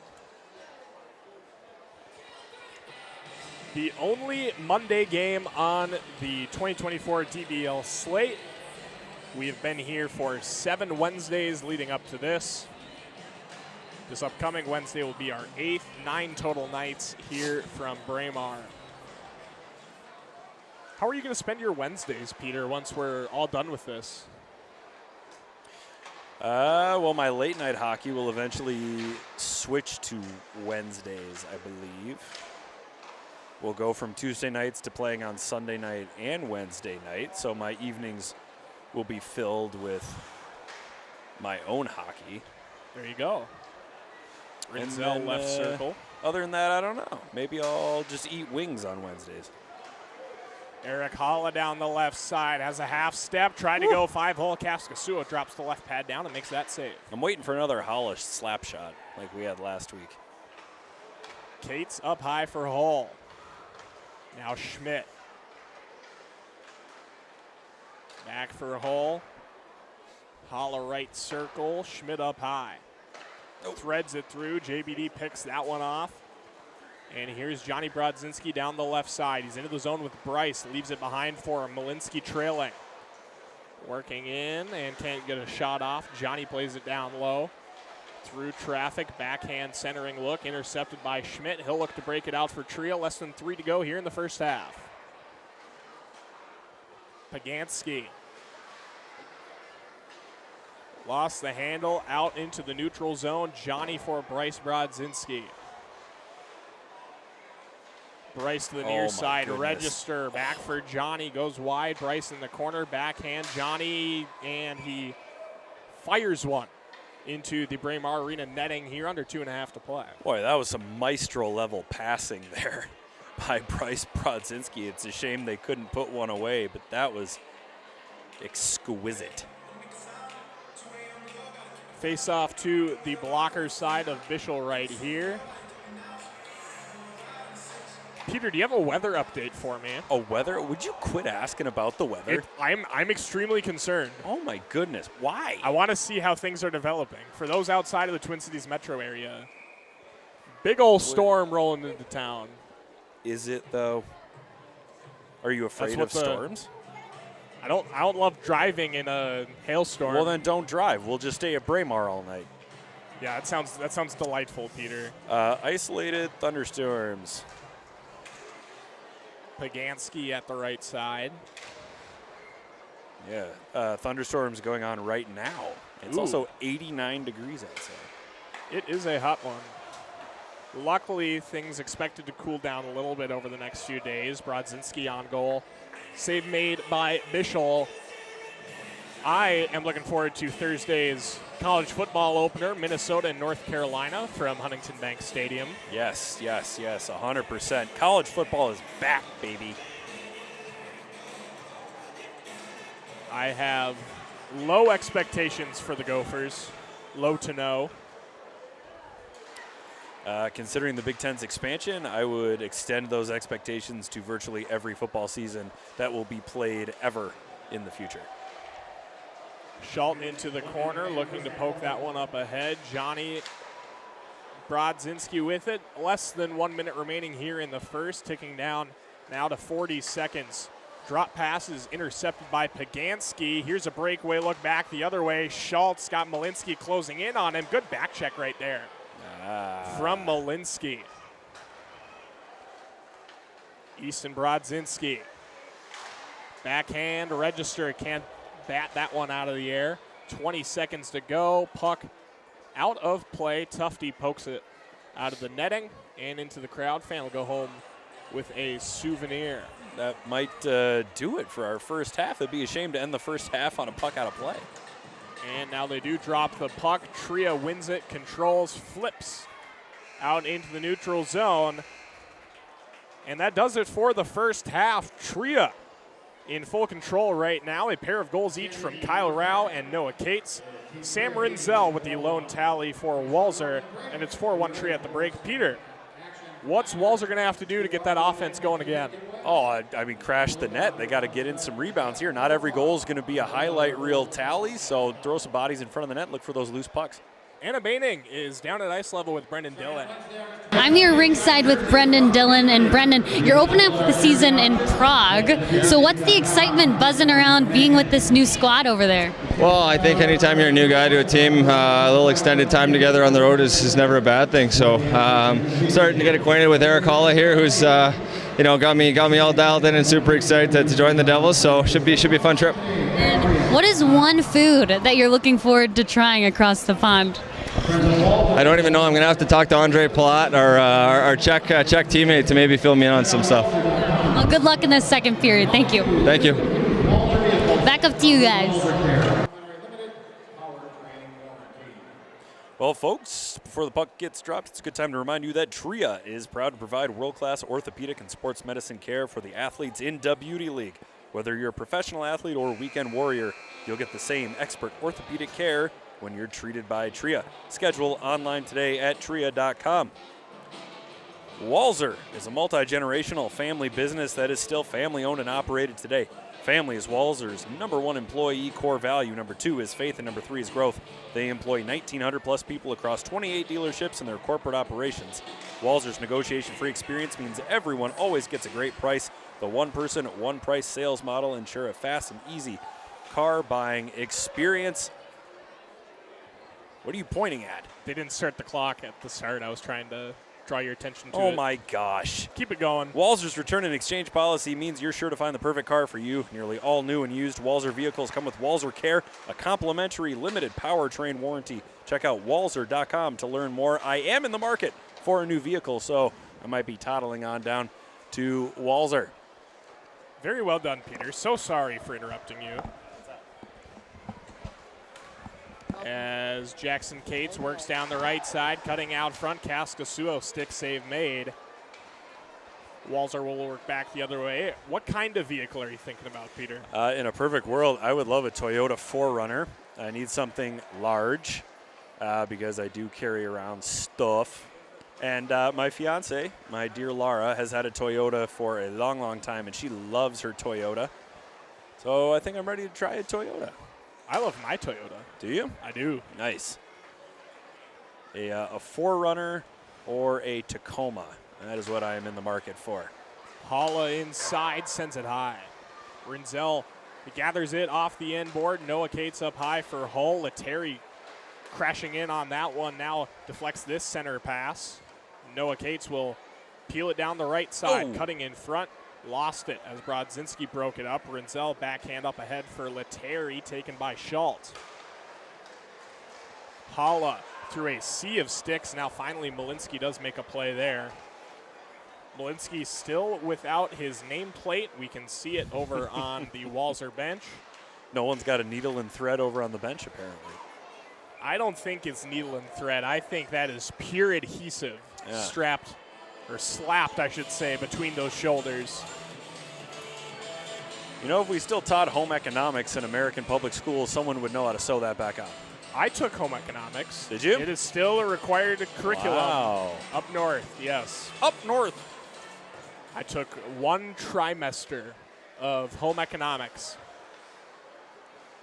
I sewed a Minnesota Twins throw pillow that I was very proud of. I got a B+. I thought that was an unfair grade. I thought it was pretty dang good. I bet you were indignant at that B+. It is what it is. You got an A in the class, though, didn't you? Home ec, I mean, it was 7th grade. I don't think I was really grade watching all that much. Because you graduated with a 4.0, didn't you? Oh, no. No, sir.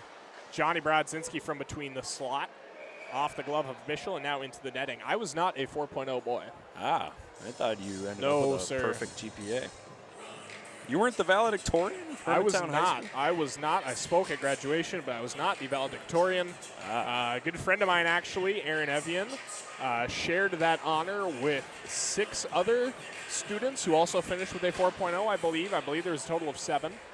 There were 7 kids with a perfect grade point average? 7 out of 160-something in our graduating class. Yeah. How many did you graduate, Peter? I know it was tiny. High school or college? High school. High school, I had 55 in my graduating class. There you go. There were 252 students in the school. Schmidt, Kaskasuo ends up on top of that one. Got a piece of it with the chest and skitters on down to the ice. He sits on it. We'll get a face-off here to his glove side. We only had 2 valedictorians, though. We didn't have 7. Pagansky and Tufte on the draw right here. Tufte wins it back. JBD will control for Walser, trailing by 3 goals here. Both sides still with use of the Dick's House of Sport double puck. Tufte into the corner. Rinzel up high. for Johnny Brodzinski on the near side. No-look pass. Rinzel. Boy, I think he should have just kept it and shot it. But he tries to pass it off. Rao on a breakaway back the other way. Nice save by Kaskasuo, dropping down out of the butterfly. Oh, man, the goaltending battle continues here. We haven't had a goal in what feels like forever. Bernard Docker, nice toe drag at the line. Rinzel cutting in between the legs, flutters up. Dillon plays that one down with the stick. Easton Brodzinski left circle from Rinzel.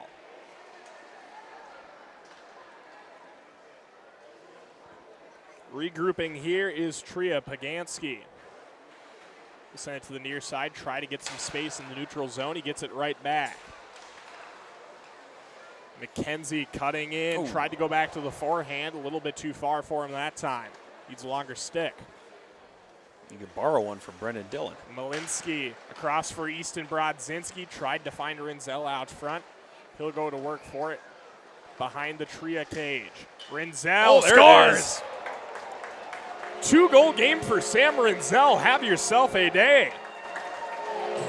He is responsible for all of the Walser offense, and it's a 2-goal game. Oh, they should just start feeding Rinzel. Whenever they've got the puck, just give it to 95 because he seems to be the only one that can solve the Tria netminder. 17 and change to go here in the second half. Walser has our first goal of the second half, and it is a 4-2 Tria lead. You know what I did last night, Peter? What'd you do? I played bubble hockey. Oh, goodness. My apartment now has a bubble hockey table on the 4th floor. Is it Super Checks? It's a custom one. One of the teams is the Gophers, one of the teams is the Badgers, and it has a functioning Jumbotron. A functioning Jumbotron, okay. And it was incredible. I got killed, though. I lost 5-1. Is your apartment complex all students? I would say 95% students register. Has that one stripped away. Holla. Oh, he's offside. Boo. Boy, tough call from Stripes right there, but Holla a little bit too eager to get over that line. We're going to face off down near Bishop. I'm assuming the bubble hockey contraption is in a public space. Yes. All right. Yes. I give that thing 2 weeks before somebody tries to give it the people's elbow after a night in Dinkytown. I don't know, man. From what it was there when we toured the unit last year. Hopefully that thing has a long life because I have a feeling that last night will not be the last time that I play that. Justin Holt, backhand snipe. Who says the D-man don't have hands? First goal of the DBL season for Justin Holt. 5-2 Tria lead. He picked a heck of a time for his first goal of the season. It felt a little bit like Walser was gaining some momentum. Tria getting the answer from Justin Hall.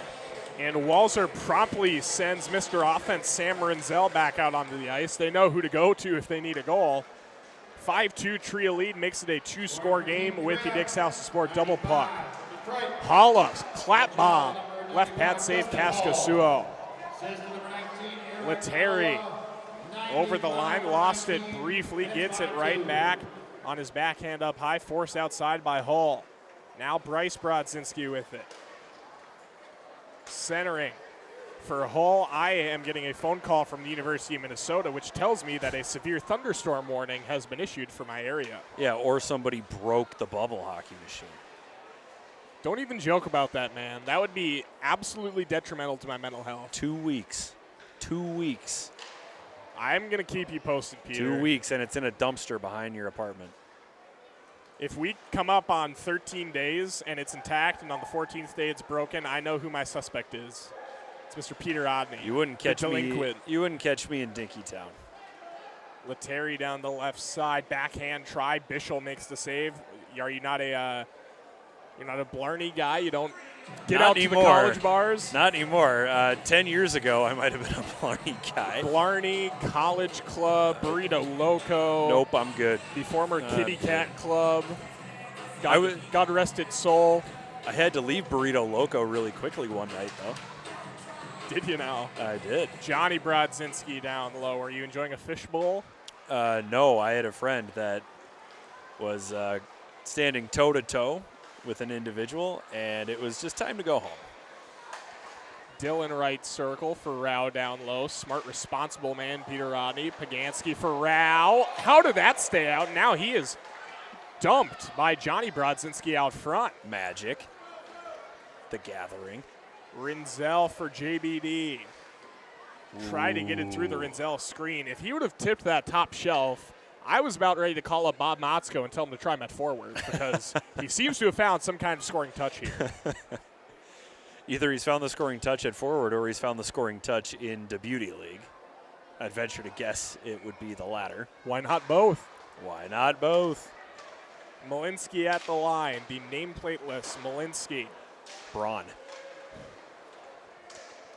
As now this one is coughed up by Register. Tria with momentum back the other way. 3-goal lead for the boys in black, looking to advance to Wednesday's John Scott Cup championship game. Do you think John Scott will be in the building? Man, it would be awesome, but my gut feeling tells me if he hasn't been here to this point, that we won't see him. Shot blocked out front by Pagansky. Gets a big round of applause from the Tria bench. And he starts the breakout. Malinsky will look to get this one out. Rao had it for a moment, lost it. Johnny Brodzinski down the left side, rings the iron, bounces off Nate Schmidt up into the air. Oh my goodness, everybody in the building and Stevie Wonder saw the hole that he was shooting for, but it just rings off the iron.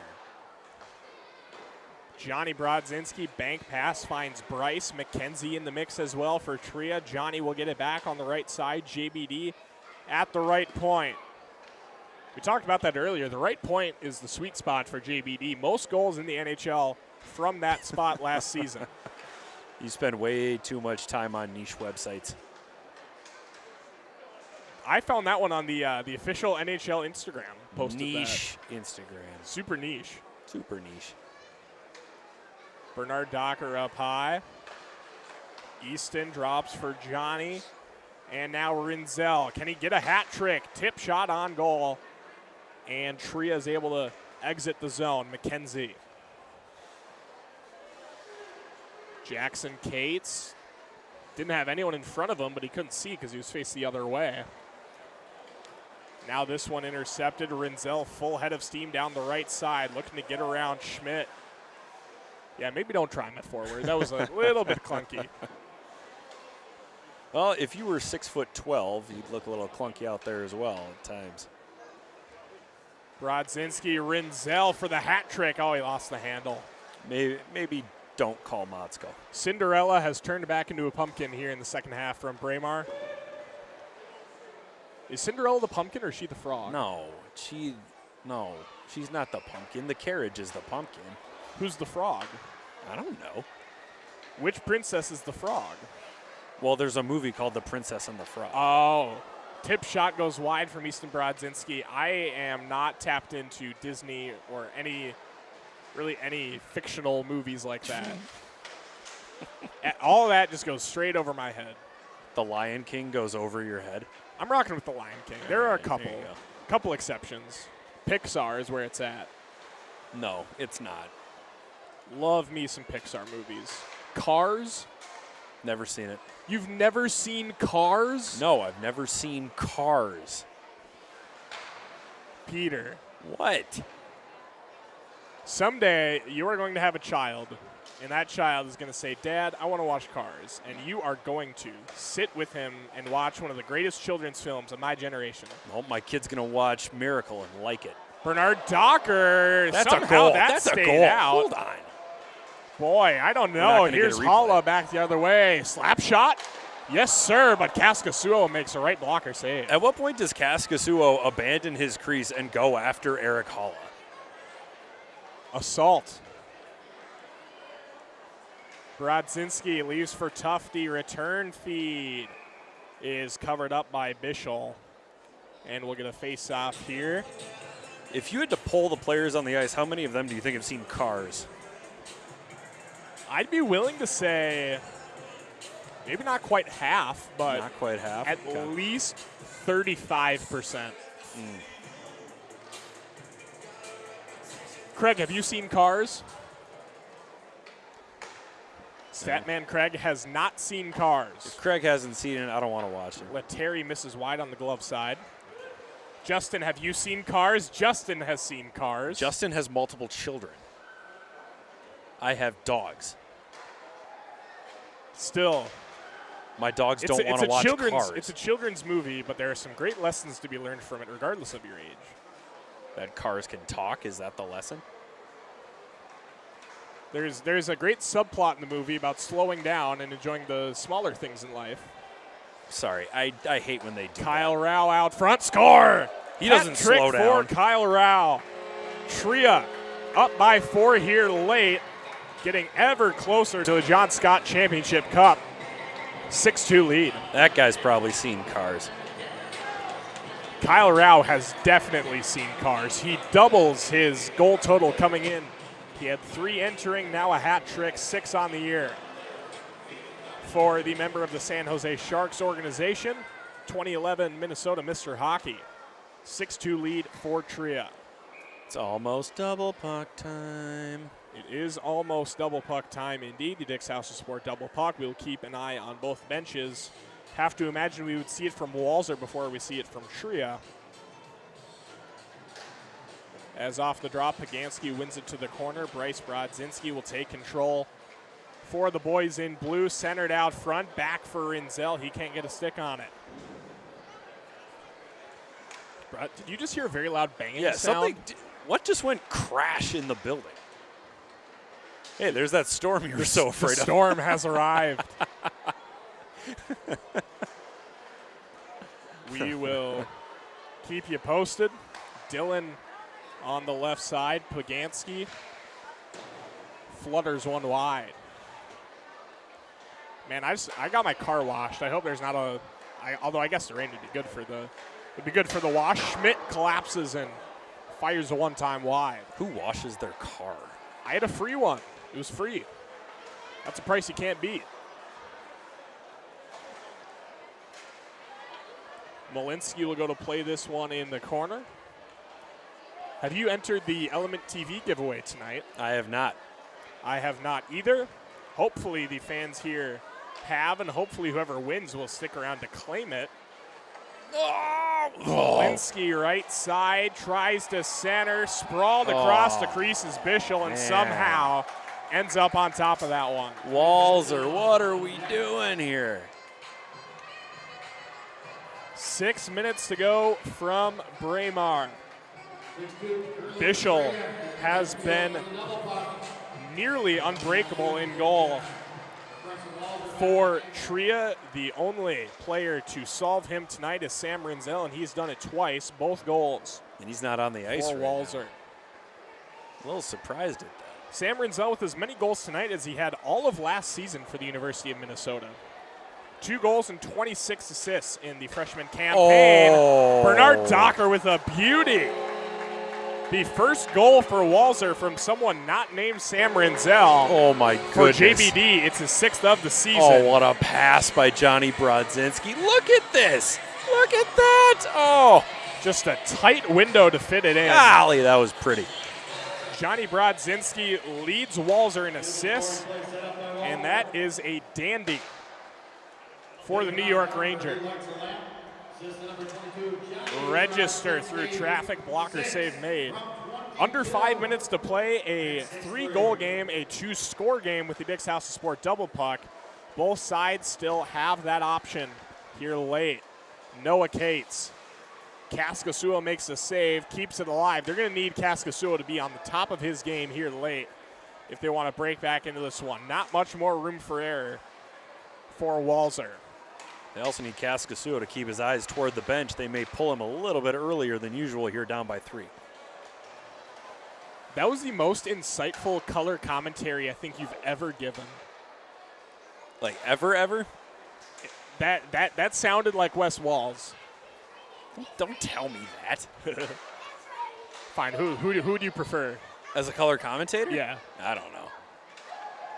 Not Tony Romo either. Not John. I don't like John Madden. That looked a little Mahomey, Jim. They're in shotgun. He always sounds like he's having a mild heart attack. Tom Brady is going to be on the NFL broadcast this year. That'll be fun. Rinzel puts the moves on at the blue line. He's going to be good, man. He's going to be very good at Tom that Brady? job. Yes. Well, yeah, I guess. Just over 3.5 to play. Eric Holla will break this one out for Tria. It'll be interesting to see how aggressively they choose to play. An aggressive shot there for Pagansky. Clang. Rings the left post. Rinzel looks to answer down the other way. Easton Brodzinski. Rinzel tips it on. Stick save made by Bischel. 3:15 to play. We'll keep an eye on Kaskasuo in the Walser net. Hull backhand pass finds Dillon. Stick checked there. Rinzel hops up into the Walser bench. The clock will continue to run under 3 minutes to go here from Braemar. Got to be some heightened sense of urgency for Walser late. I would say overall the pace of this game, and it might just be because it hasn't been as close, not quite as frantic as our first game. Well, not yet. We got 2:45 to go in regulation. I think when one of those red lights goes on behind the bench, I think it'll ramp up just a little bit. As we are treated to an extended version of Tupac's hit California Love. Bernard Docker back the other way, leaves it for Tufty. Tried to go top shelf on Lose Bischel another that puck. time. 2:20 to go. Hot puck is on the Walser bench. Double puck, double puck, double puck, double puck. And we wait for them to put it up. 2:09 to go. Well, I think they're going to wait until the puck gets dropped here. Now they will stop it at 2:06. We have a new puck in play. There we Tufty go. wins the draw back. It is just a 2-score game here with the double puck. And now Tria lights it off as well. Malinsky down low. Easton Brodzinski scores. Top shelf. Don't look now, folks. Walser is coming back into this one. It's a 1-goal game. Easton Brodzinski with a double puck goal. Now we got double puck. It's your favorite time. The double puck eclipse has befallen us on a Monday night in August. Easton Brodzinski with his third of the season. 1-goal game. This is going to be a fun finish, folks. Don't go anywhere. Monday night in August sounds like a Grisham novel. Minute 40 to play. Double hot puck time here late. Holla's into the zone onside. As now suddenly there's a little more offensive urgency, I would say, for Tria. Schmidt has it. 1 goal might not be enough. Rao, left side, working it around town. Now he will pull it out of the zone. Tria more than happy to puck rag here late. Leading by 1 goal. Schmidt takes a fall. We are going to have a penalty shot. That is killer. Oh, I'm seeing flashes of Dom Toninato. Who was it that time? Looking at our replay here, Riley Tufty got his stick caught in the skate of Nate Schmidt, so he will have a penalty shot here late with the Dick's House of Sport double puck. Nate Schmidt scores! 5-hole goal for Nate Schmidt on the penalty shot off the Riley Tufty trip. Huge late goal. Tria is back up by 3. Well, this is going to be a slam bang finish here. We'll keep an eye on Kaskasuo once again. 8-5 lead for Tria. The captain, Nate Schmidt. Penalty shot goal is 8th of the year. Hole with it.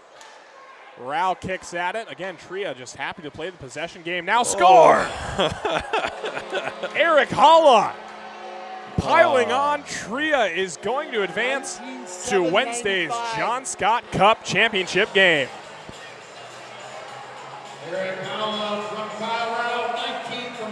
Holla from Rao, 10-5 your score. Fans are starting to head for the exit here. We've got another assist on that play. Schult feeds it across. Justin Hull picks up an assist as well. Schult looking to pile on another one. 10-5 lead for Tria. Boy, it was looking late like we might get another frantic back and forth finish. But Tria with a pair of double puck goals here late. Nate Schmidt and Eric Holla. And they are going to advance to Wednesday's championship game. Boy, that's the matchup everybody wanted, right? Tria and Anderson.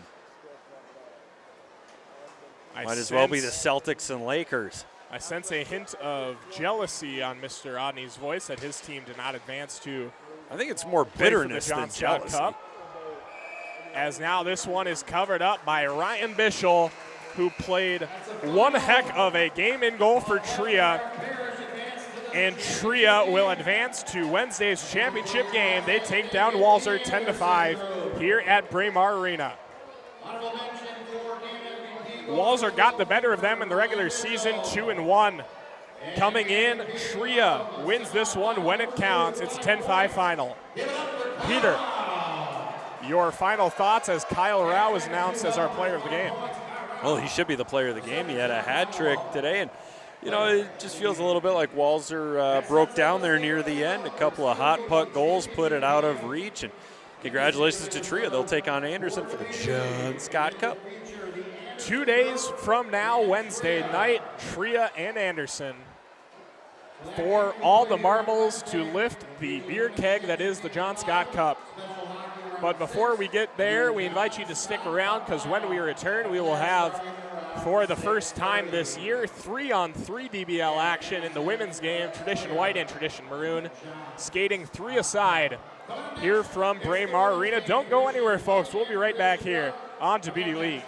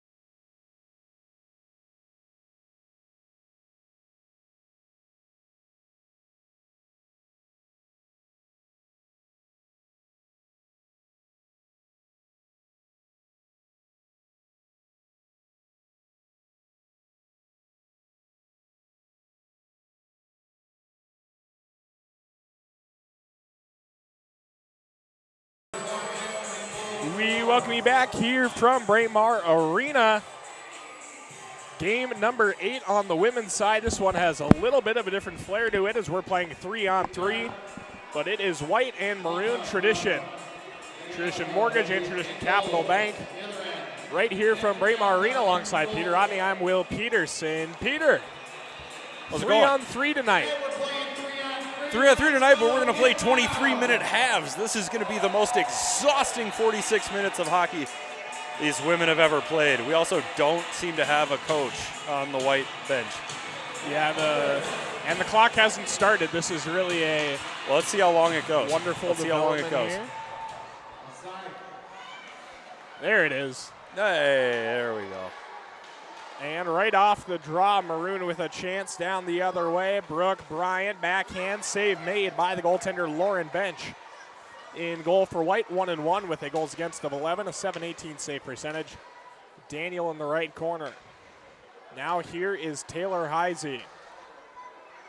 Longtime boyfriend Parker Fox in the building tonight. The Minnesota Golden Gopher basketball star back for his 5th season. Backdoor, they score. Oh, yeah. Wow, that's a loud goal. That's too loud. That's too loud. Second goal of the season for Brooke Bryant. Maroon is off to a hot start, less than 1 minute in. 1-0. Dance, dance, dance, dance. Well, that was cool. It's a hot start. Brooke Bryant, her second goal of the season in her 4th game played, and Maroon strikes first. It's 1-0. Well, this should be a really good time for Izzy Daniel to score her first goal of the Beauty League. She's certainly going to get the ice time. The only player on the ice tonight without a goal. I know. That's what I'm saying. Maybe offside, but Flaherty will score. Maggie Flaherty. There's an answer. Well, Peter, I'm going to set the early over-under on this game at about 37. 37? Give me the under. How about 30? Give me the under. 28. Yeah, 29. 29. I will take over 29 for soda. Deal. Handshake made. We just shook hands. You just felt my clammy, sweaty palms. Over under 29 is the mark. Let's get some offense. Lindsay centering look. Goes wide of Rosenthal. Foot race here. The 16s come together. Hughes and Levis. And Levis will play this one. And we're going to call icing. Icing. All right. All right. So we're going to face off down on the maroon end to the blocker side of the goaltender, Maggie Maleka. New to Djibouti League here tonight. The 20-year-old out of Farmington, Minnesota, skated last year for the University of St. Thomas.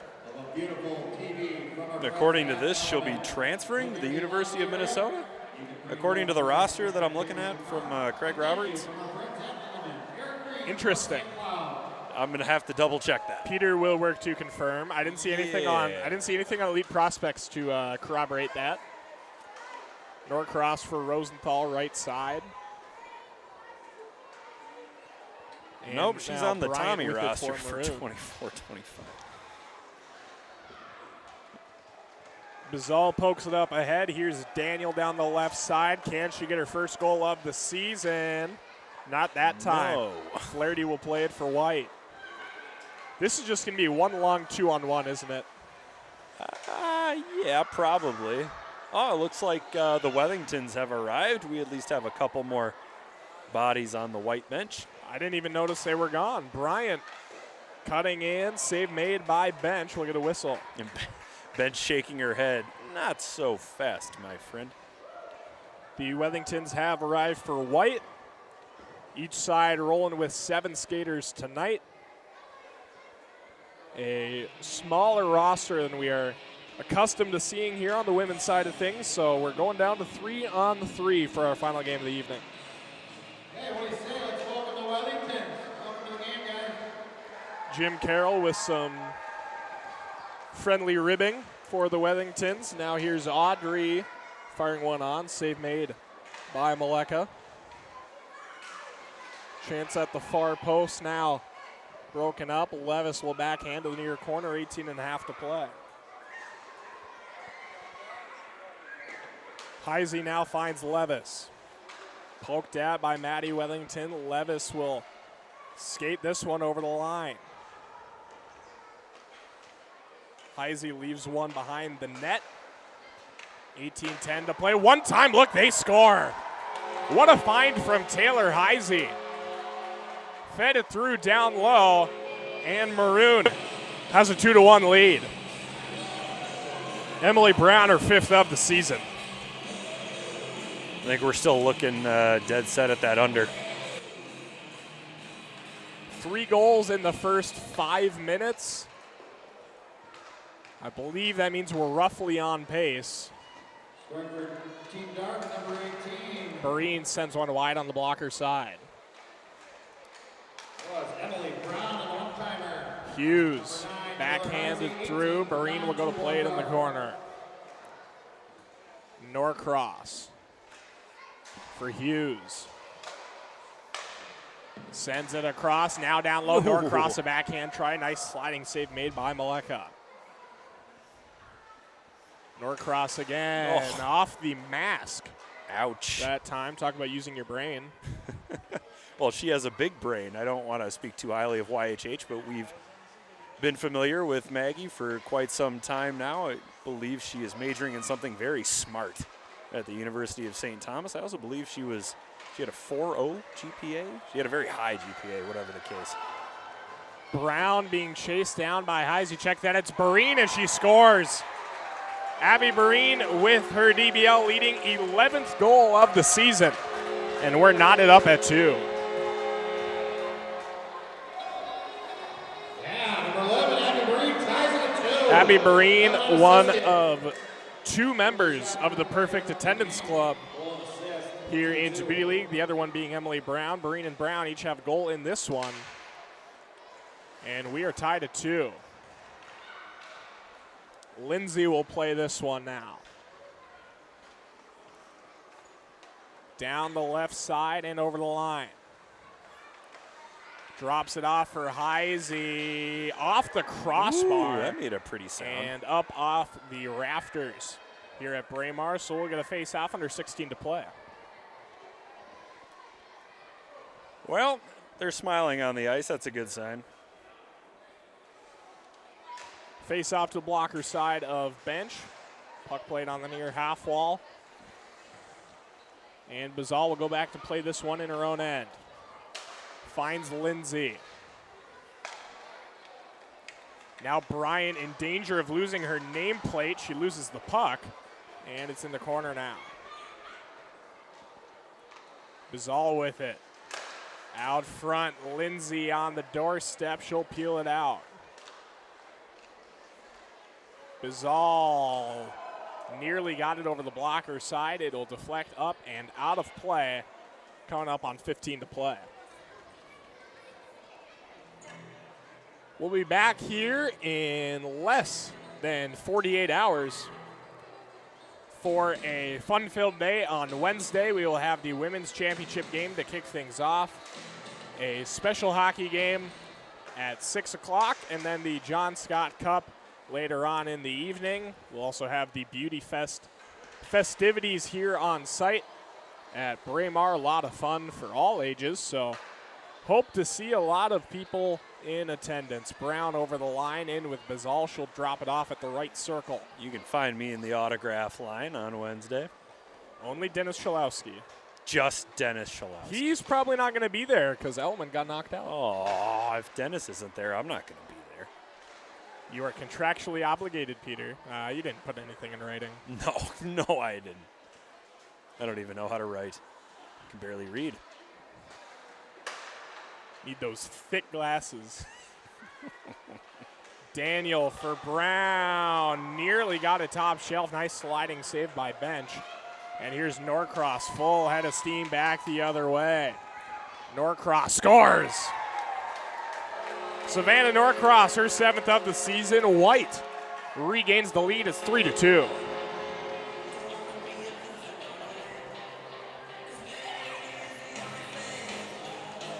Nice one there. Top shelf on the glove side of Meleka.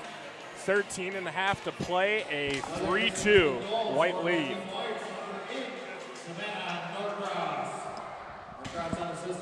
Maddie Wethington with it for White on the right side. Shovels it to the far side. Breen will play it there. Now down into the corner. Hughes. Pressure from Bryant, poking at it. Levis with it for Maroon. Long stretch pass finds Taylor Heisey down the left side. Heisey cutting in, block shot there by Maddie Wethington. Rebound off the end board. White with a 2-on-1 back the other way. It's Breen and Hughes. Breen, backdoor score. Second of the game for Abby Breen. It's a 2-goal lead for White, 4-2. You know, the goaltenders are being really good sports tonight. Really good sports. Hats off to Lauren Bench and Maggie Meleka for agreeing to play 3-on-3 hockey here tonight. Not a lot to gain. I reckon not a lot to lose either. No. Lindsay with it for Maroon. Heisey down the right side. Heisey cutting into the slot, fires it high. I will say this, it may be 3-on-3. We might be a little light on the numbers, but there are still some young fans here. Flaherty scores. Boy, I thought she was going to run out of room there, but found just enough room on the pad side, the left pad side there of Maggie Meleka, and is now 5-2. And there's the goal horn. Oh, there it is. Maggie Flaherty, the front runner so far for spatial reasoning.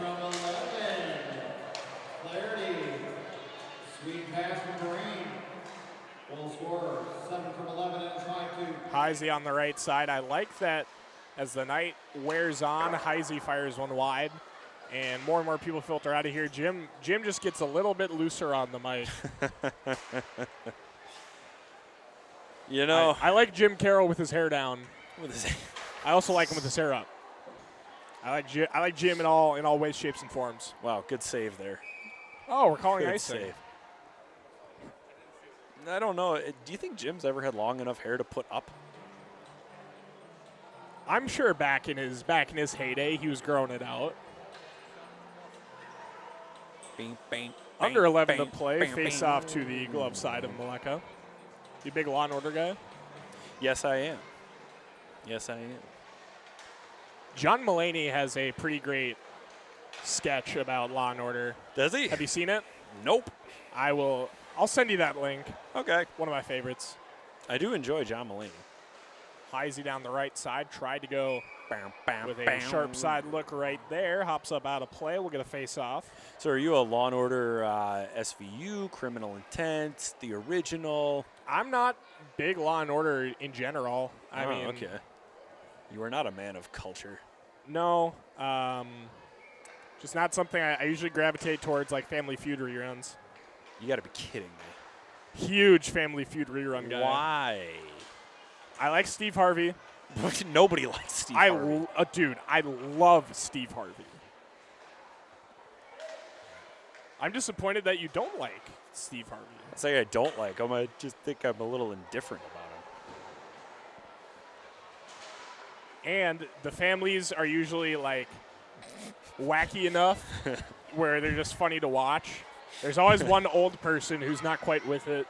Well, I'm assuming that there are episodes that they're filming where at some point they pause the episode, or they pause the filming, and the producer says, "You guys got to ham this up a little bit. You guys are taking this way too seriously." Rosenthal to the backhand. Did that sneak in? No. No, it did not. Makes the save that time. Family Feud is definitely a game show I would enjoy being on. If I had to pick a game show, it'd be Who Wants to Be a Millionaire? I don't know if they make that anymore. They don't. But I would want it to be Who Wants to Be a Millionaire with Regis Philbin. Is Regis still kicking? Not a clue. Might not be. Oh, here we go. Here we go. Abby Barine breaking in, fires it wide. Regis Philbin died in July of 2020. Maddie Wethington scores. Woof. How about that for a shot? White is adding on here, How 6-2. about that?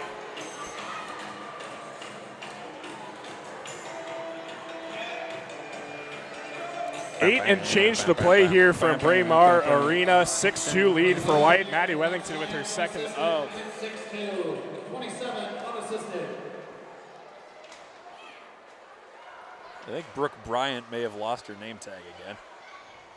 Maddie Wethington with it. We need a DBL bingo card. Maybe I'll make that up for Wednesday. For our last night. I'll come with some bingo cards.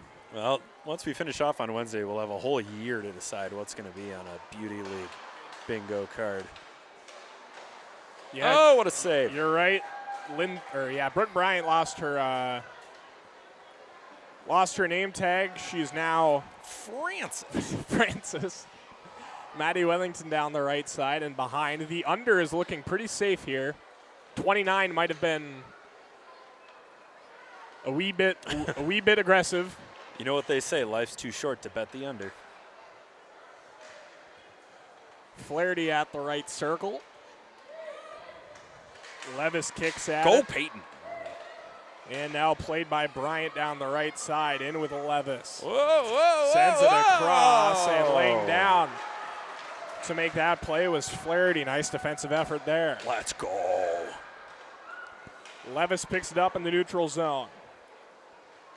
With Bryant, sends it across, broken up by Barine, who loses it once again. Levis out front, kick save made by Bench with the left pad. Rebound sits out, and a breakaway back the other way. Can Lindsay catch up? Barine closing and goes wide. Maleka got a piece of it. Rebound, they score. White piling on. Savannah Norcross with her second of the game. 7-2. I have no words. I have no words. I am excited to speak with Gabby Hughes at halftime, though. That'll be fun. Spoiler. What? We were going to do the whole bit where I pretend I didn't notice you missing. Oh. Well, there's your spoiler. Our ice side reporter, Anna Banning, has Left the building. She's gone home early, so Peter will be taking her place at the half. I will be on my own for a few minutes, but that's all right. I'm certainly dressed for the occasion. Do you want to borrow my quarter zip? No, I don't. Audrey Wethington, that's good. I don't have an undershirt. Norcross scores. Hat trick for Savannah Norcross. 8-2 White. Oh, man. At what point do we go double puck? I don't know. I'm still waiting on this goal horn, though. No goal horn. I don't think we're going to see. I don't think we're going to see the goal horn for the rest of the night. 8-2 lead for White. Tell you what, every time a raindrop comes through the ceiling here at Braemar, we should plug the goal horn. Where are they coming in from? You said that a couple times. It's the entrance to the West Rink. I was walking out and something dropped on my shoulder. And I thought, is there a bird in here? There's not.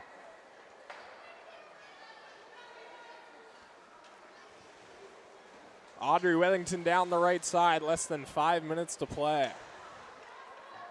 Flaherty. Heisey will go and play it for Maroon. Taylor Heisey's been quiet thus far. Give it back to Taylor Heisey. See if Maroon can get something going there. Izzy's going to get her first goal tonight. I can feel it. Well, I sure hope so. Come on, Could Izzy. it be right here? No, she passes it off, and Heisey is stopped by Bench. As the clock ticks down, just over 4 minutes to go here in the first half. Taylor Heisey pulling double duty today. She was at the state fair with the Walter Cup. What is this? What am I looking at here? You are looking at the sky over Target Field. Look at that color. Is it filled with one-run losses? Well, the Twins are actually losing by 8 going into this rain delay. Oh. So, as I was saying, Taylor Heisey at the Minnesota State Fair with the Walter Cup, and now she's here putting on a show for the fans in attendance. There are young fans around. I mean, they're all over the glass right now. Hughes with it for White as Peter receives his marching orders from Mr. Gregg. Maddie Wethington controls it into the corner. Greg would be considered my commanding officer. Sergeant First Class Gregg. Flaherty at the point. Skates around a little bit, now to the near side for Hughes. Maddie Wethington all the way through, lost the handle. Heisey will break back the other way. Fresh off the bench is a replacement. They're just going to let her score, and she fires it wide. Can't score if you don't hit the net, and Heisey failed to do that. You miss 100% of the shots you don't take. Michael Scott. Heisey backhand over to Levis and misses it wide.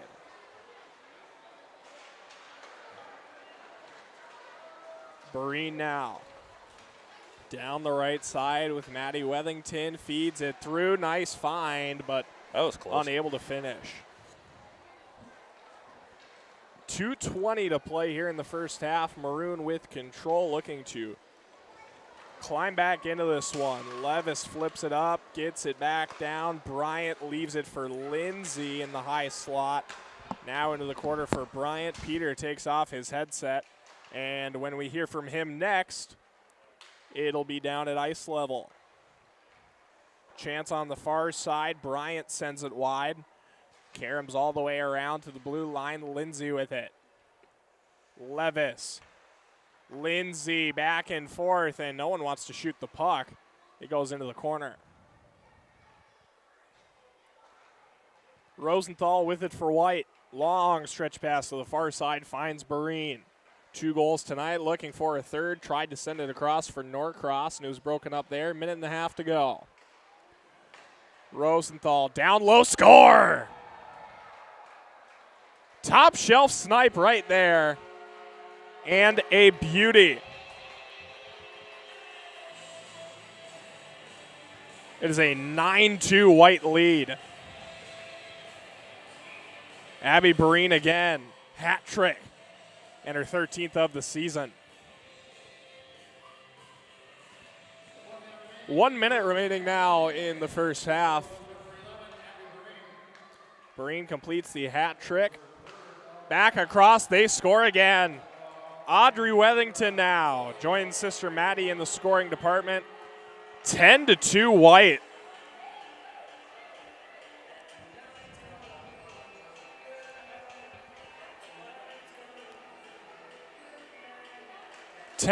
White lead, pouring it on here. Norcross and Barine each with a hat trick. Flaherty with a pair of goals. The Wethingtons with a goal each. Chance on the other end for Maroon. Lindsay will take it here. Lindsay rings the crossbar, and it goes up off the rafters as we are continuing to be treated to the Black Eyed Peas. They never stopped the music after the last whistle. This will take us to the half. Wethington and Lindsay make a half-hearted effort on the draw. And that'll do it for the first half. All White here early. 10-2 is the lead. We are going to take a break as Peter waiting down with Gabby Hughes. They get in position, and here we go. Peter with Gabby. Hello again, everyone, on the ice level with Gabby Hughes from Team Capital. Gabby, you are the 2023 Humanitarian of the Year award winner. Fill us in on what Sophie Squad is up to this summer. Sophie Squad's been up to a lot this summer. We just finished up some stuff at the State Fair, and then we'll be here on Wednesday for the Beauty Fest. So continuing to just spread our message of how important mental health is and that it's okay to not be okay. All right, do you have any big plans for the fall and the winter season? Spending as much time with family before I head back up to Ottawa for the PWHL season. All righty, well, take it easy on us this season. Minnesota could use another Walser Cup. Thank you so much, Gabby Hughes. That's been our halftime intermission report here at Beauty League. Thank you, Peter. Nice that the fine folks, the fine listeners and watchers of Beauty League finally get to see the face of my color commentator, Mr. Peter Odney, and we now eagerly await his return back up here to the booth. Something tells me he might take his time. And at this time, we remind you that Tradition is a family of Minnesota-based companies working for good in our communities while connecting the dots for all your land development, financial services, and home building needs. Learn more at traditionco.com. With over 100 years of business, Tradition takes pride in their people and projects. From land development to financial services and home building, they have a solution for you. Learn more at traditionco.com. Back in action here. Oh, we are only going to play 20 minutes in the second half. Interesting. Down from 23. Probably not the worst idea, with both sides struggling for numbers. Maroon is going to try to make their way back into this. They are making some quick changes here. Trailing by 8, still have use of the Dick's House of Sport double puck, which effectively makes this a 4-score game. White with it now, as Mr. Peter makes his way up the Braemar Arena steps. Audrey Wethington finds Hughes, backdoor, jamming at it, loose in the crease, backhand again by Rosenthal. And Maroon with control. Now down the other way, Heisey for Maroon, gives it to Bizal. Stick save made by Bench. Collision out at center ice between Lindsay and Maddie Wethington. The Gopher teammates have a good laugh about it. And wouldn't you know it, my friend Peter Odney is back. Peter. Did you miss me? Yes, I did. How was your 45 seconds of fame? My 45 seconds of fame. It was fantastic. I've known who Gabby Hughes was for a very long time. She was a superstar at Centennial High School. She led the Cougars to a state championship game. She and Annika Linzer were so much fun to watch as high school athletes. But Gabby Hughes is an even better person. She was the 2023 Hockey Humanitarian of the Year award winner. She does some outstanding work with the charity Sophie's Squad, which is spreading its message of letting people know that it's okay not to be okay and that it is okay to seek help when you're not feeling the best. Sophie's Squad. I'm going to pull up the website right now, and I might as well just turn the entire second half. Apparently it's still the first half according to the clock.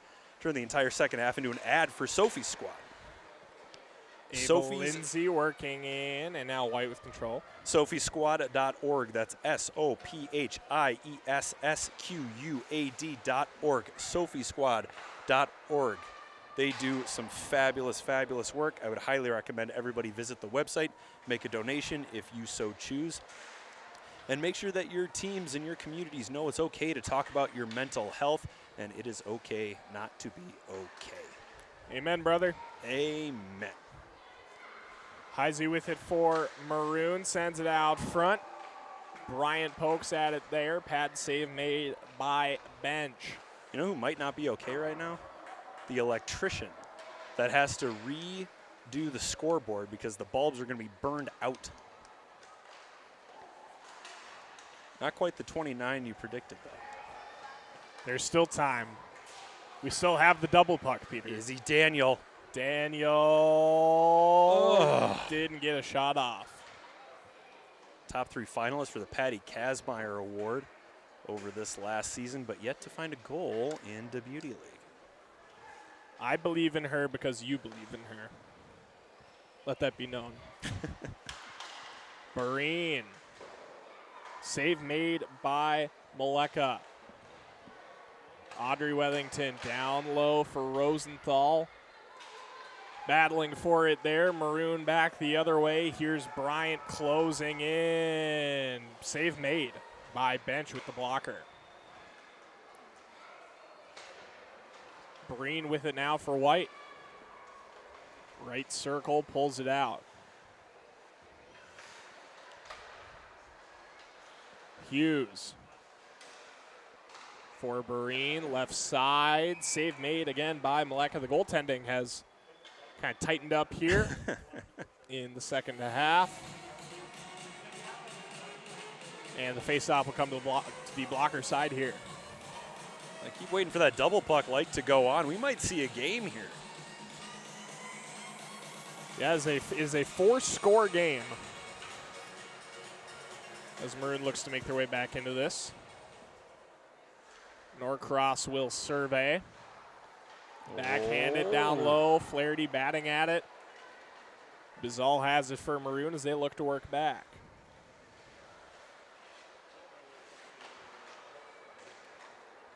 Everyone on Twitter is just a buzz about how cool the sky looks right now, or looked. I just got a text from my fiance saying I've never seen anything like this rainbow.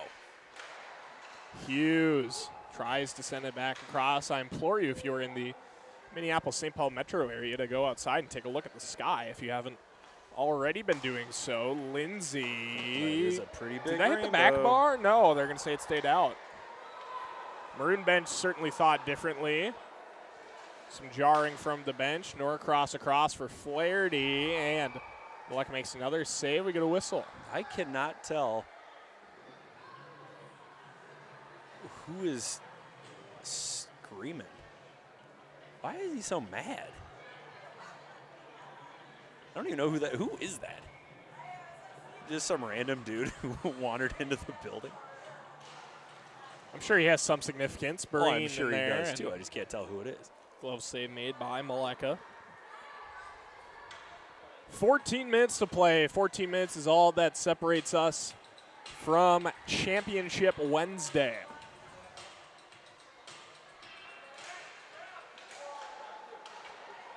Heisey with it now. Down the left side. Can Maroon eke their way back into this one? Bench, nice sliding kick save. And Breen down the other way, looking for a fourth. Got it. Abby Breen padding the stats. 9-goal lead for White.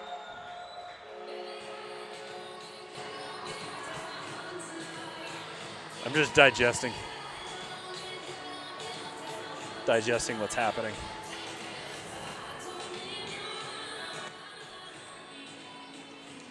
(11-2) is the lead for White. And now Heisey cuts down the left side. Ooh. Score! There's an answer for Maroon, and they get right back to where they were 30 seconds ago. Once again, an 8-goal lead. It's 11-3. Boy, she's making CCM look real smart for signing her to that deal with a shot like that. I wish I could shoot like Taylor Heisey as she launches her glove at Savannah Norcross. Back within 8, the fans. Oh, they're going to give him the double puck. Alrighty, it's a double puck goal for Taylor Heisey, and is now a 7-goal game. Still remains a 4-score game. Maddie Wethington working it to the left side.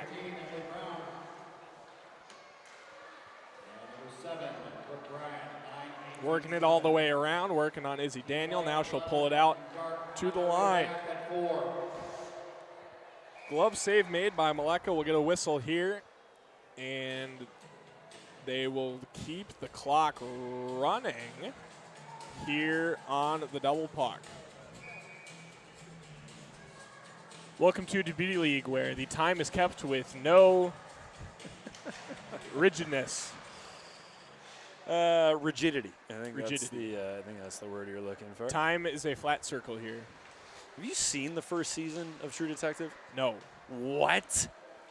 Nope. Okay, you got mad at me for not seeing Cars. You got to watch the first season. Cars at least is objectively no. more Stop it. culturally Stop important. it. No, it's not. Yes, it's it not is. more culturally important. Yes, it is. Than the first season of True Detective. No, it's not. No, Yes, it is. I would implore you to watch True Detective. I would implore you to watch Cars. I would implore you to.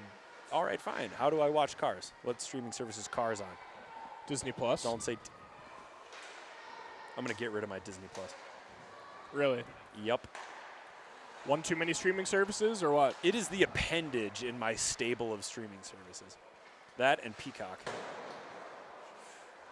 I have a decision to make with Peacock. My 12 months of student rate has expired, and I share the account with 3 other people. Flaherty rings the crossbar. I need to figure out if that's something everyone wants to re-up on or not.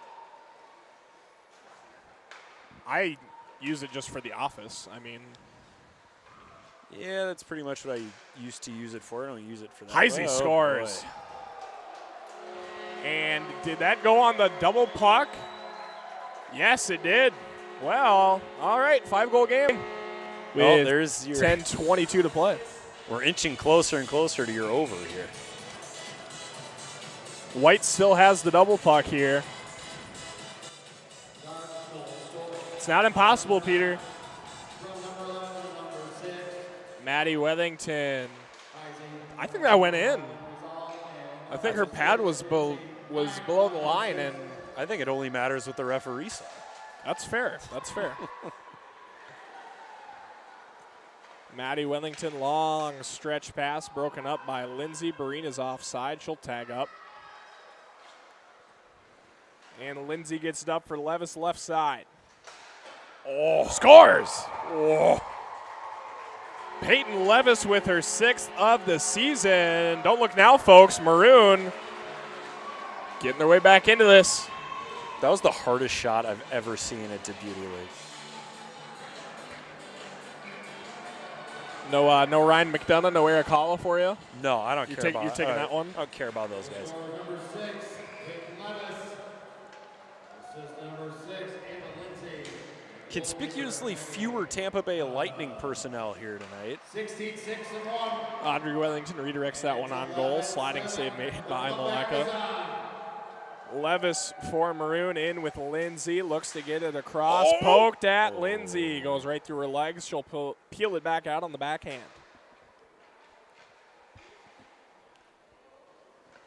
Levis now. Brown from a sharp angle. Rebound for Levis between the dashes. Rip it. Also rip it. Lindsay way up high for Brown. Out that front, was Levis nice. tip try on goal, goes high. And we'll get a face-off in. Oh, they're going to keep it in to the glove side of bench. Not quite sure how that works. Welcome to Beauty League, where the referees make up everything as we go. I do recognize that guy. I don't remember his name. He's a staple in the but he is a the staple. YHH reffing rotation. The universe. White down the left side, less than 8 minutes to play, looking to fend off this comeback from Maroon. Hughes fires it high, lively rebound. Comes all the way back out in front. And here's Izzy Daniel down the left side. Oh, misses it wide. She's got to get one.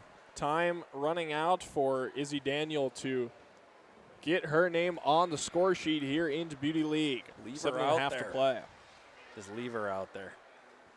Heisey working in on the backhand, over across, and Daniel can't get the shot off now. It's going to be a 2-on-0 back the other way. It's Breen and Flaherty with the hot puck on. Back and forth they go. Nice stick check there from Maleka. Now here's Heisey and Daniel in a 2-on-1. This would be the time to do it. Daniel, no. Well, that is just a bummer, Peter. As my old handyman Jeff used to say, "Oh, bugs." Dag nabbit. Dag nabbit. Actually, I think that might be a little risque for Jeff. Yeah. Jeff's an interesting guy. He's the sweetest guy alive. 6:40 to play here from Braemar. A minute 30 left on the double puck for White.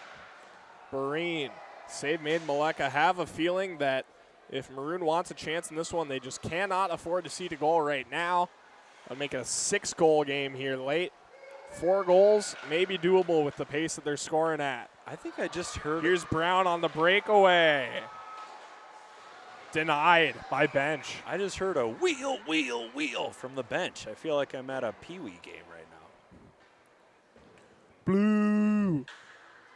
What? You never run I feel like that's another one I hear a lot. Blue? Yeah. I don't hear that one. I hear wheel a lot. And I hear the F3 high, F3 high. Bizal working in. Blocker save made by bench. 5:45, 35 seconds left on the double puck for White.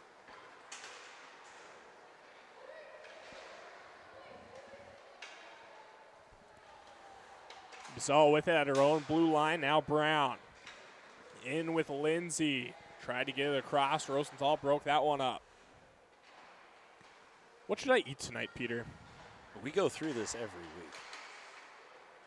I think you should have a steak. Where would I get that? Outback Steakhouse. Oh, nasty fall there, but Maddie Wethington is okay. Maddie Wethington, I think her leg could fall off and she wouldn't stay on the ground. Maddie Wethington is one of the most competitive human beings I've ever met. So you think I should go to Outback? I think you should go to Outback Steakhouse, yes. Audrey Wethington works in. I made some Alfredo yesterday that was just amazing.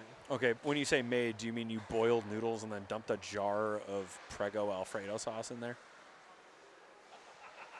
Perhaps. Don't make that face. Not Prego, Classico. That's even worse. I love Classico. That's worse. What are you doing? Will, you're smarter than that. But I made the pro move. I made the pasta. Here's a breakaway back the other way. Did you do the pasta water? Bryant, no, not pasta water. Bryant, save made there by bench. After I dumped the pasta into the strainer, brought the hot pan back over to the stove, turned it down to simmer, and then I added the sauce and heated it in the pan instead of doing it separately in the microwave. Well, yeah. Like you would heat up the sauce in the microwave and then dump it over the noodles? That's what my parents always did. Oh, no. No, William. Heisey, almost sniped that one. If you don't, well, you're not going back to Duluth. I was going to say, if you want to learn how to make pasta sauce, I will teach you. What are you pointing at? Parker Fox. Oh, is he here? Yeah, he's down over there on the big, tall, gangly guy in gray. Oh, he's 8 feet tall. Good for him. That's nice. I wonder if this is his first Beauty League game. Surely.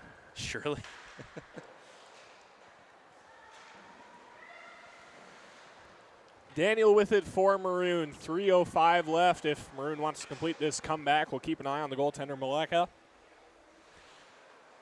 Heisey drops it off for Daniel. They got to get her into the slot if they I want her to score so badly.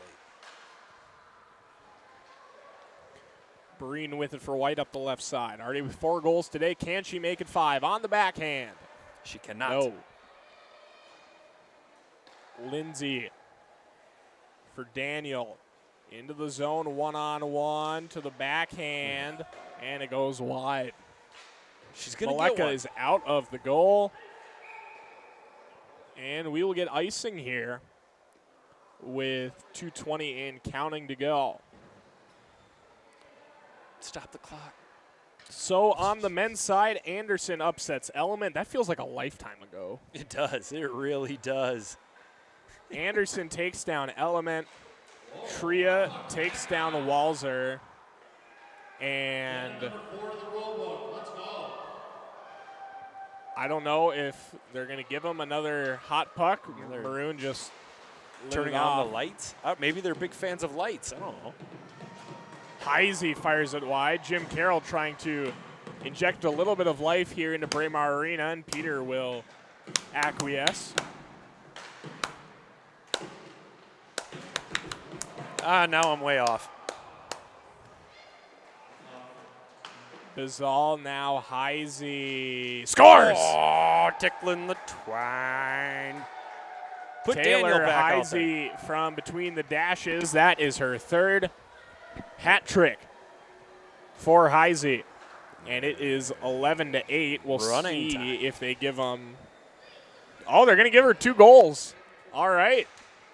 Well, It is now 11-9, as it appears we have a very special double puck. Double. Oh no, Heisey! Oh no! Oh, ties it.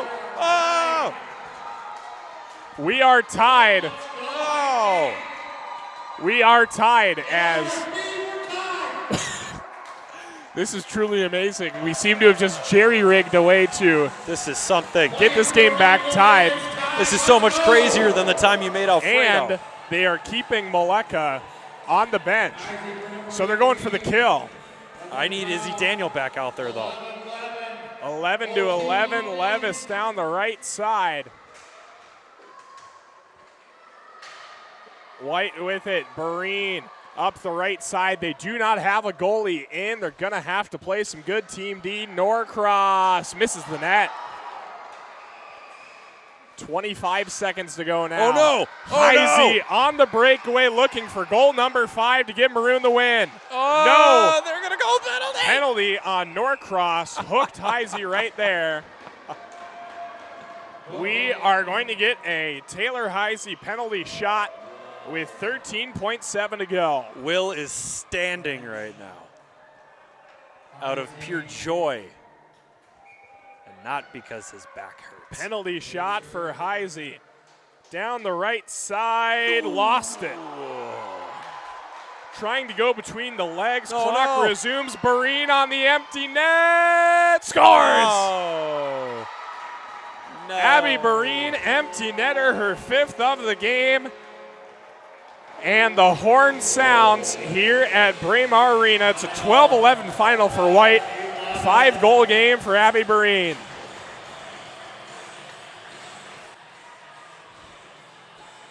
Well, it's over. And the under cashed. Peter wins. Everybody wins. White wins 12-11. And it is our final game here in the Beauty League that will not crown a champion. When we come back on Wednesday, we will have the women's final. We will have the men's final with Anderson taking on Tria. Peter, your final thoughts before we venture out into the dark, stormy night? Everybody should visit sophiesquad.org. Sophiesquad.org. Visit. There you have it. Sophie Squad is the charity of choice tonight here at the Beauty League for Peter Rodney and Anna Baining down at ice level. My name is Will Peterson, wishing you a very pleasant good evening here from the Beauty League.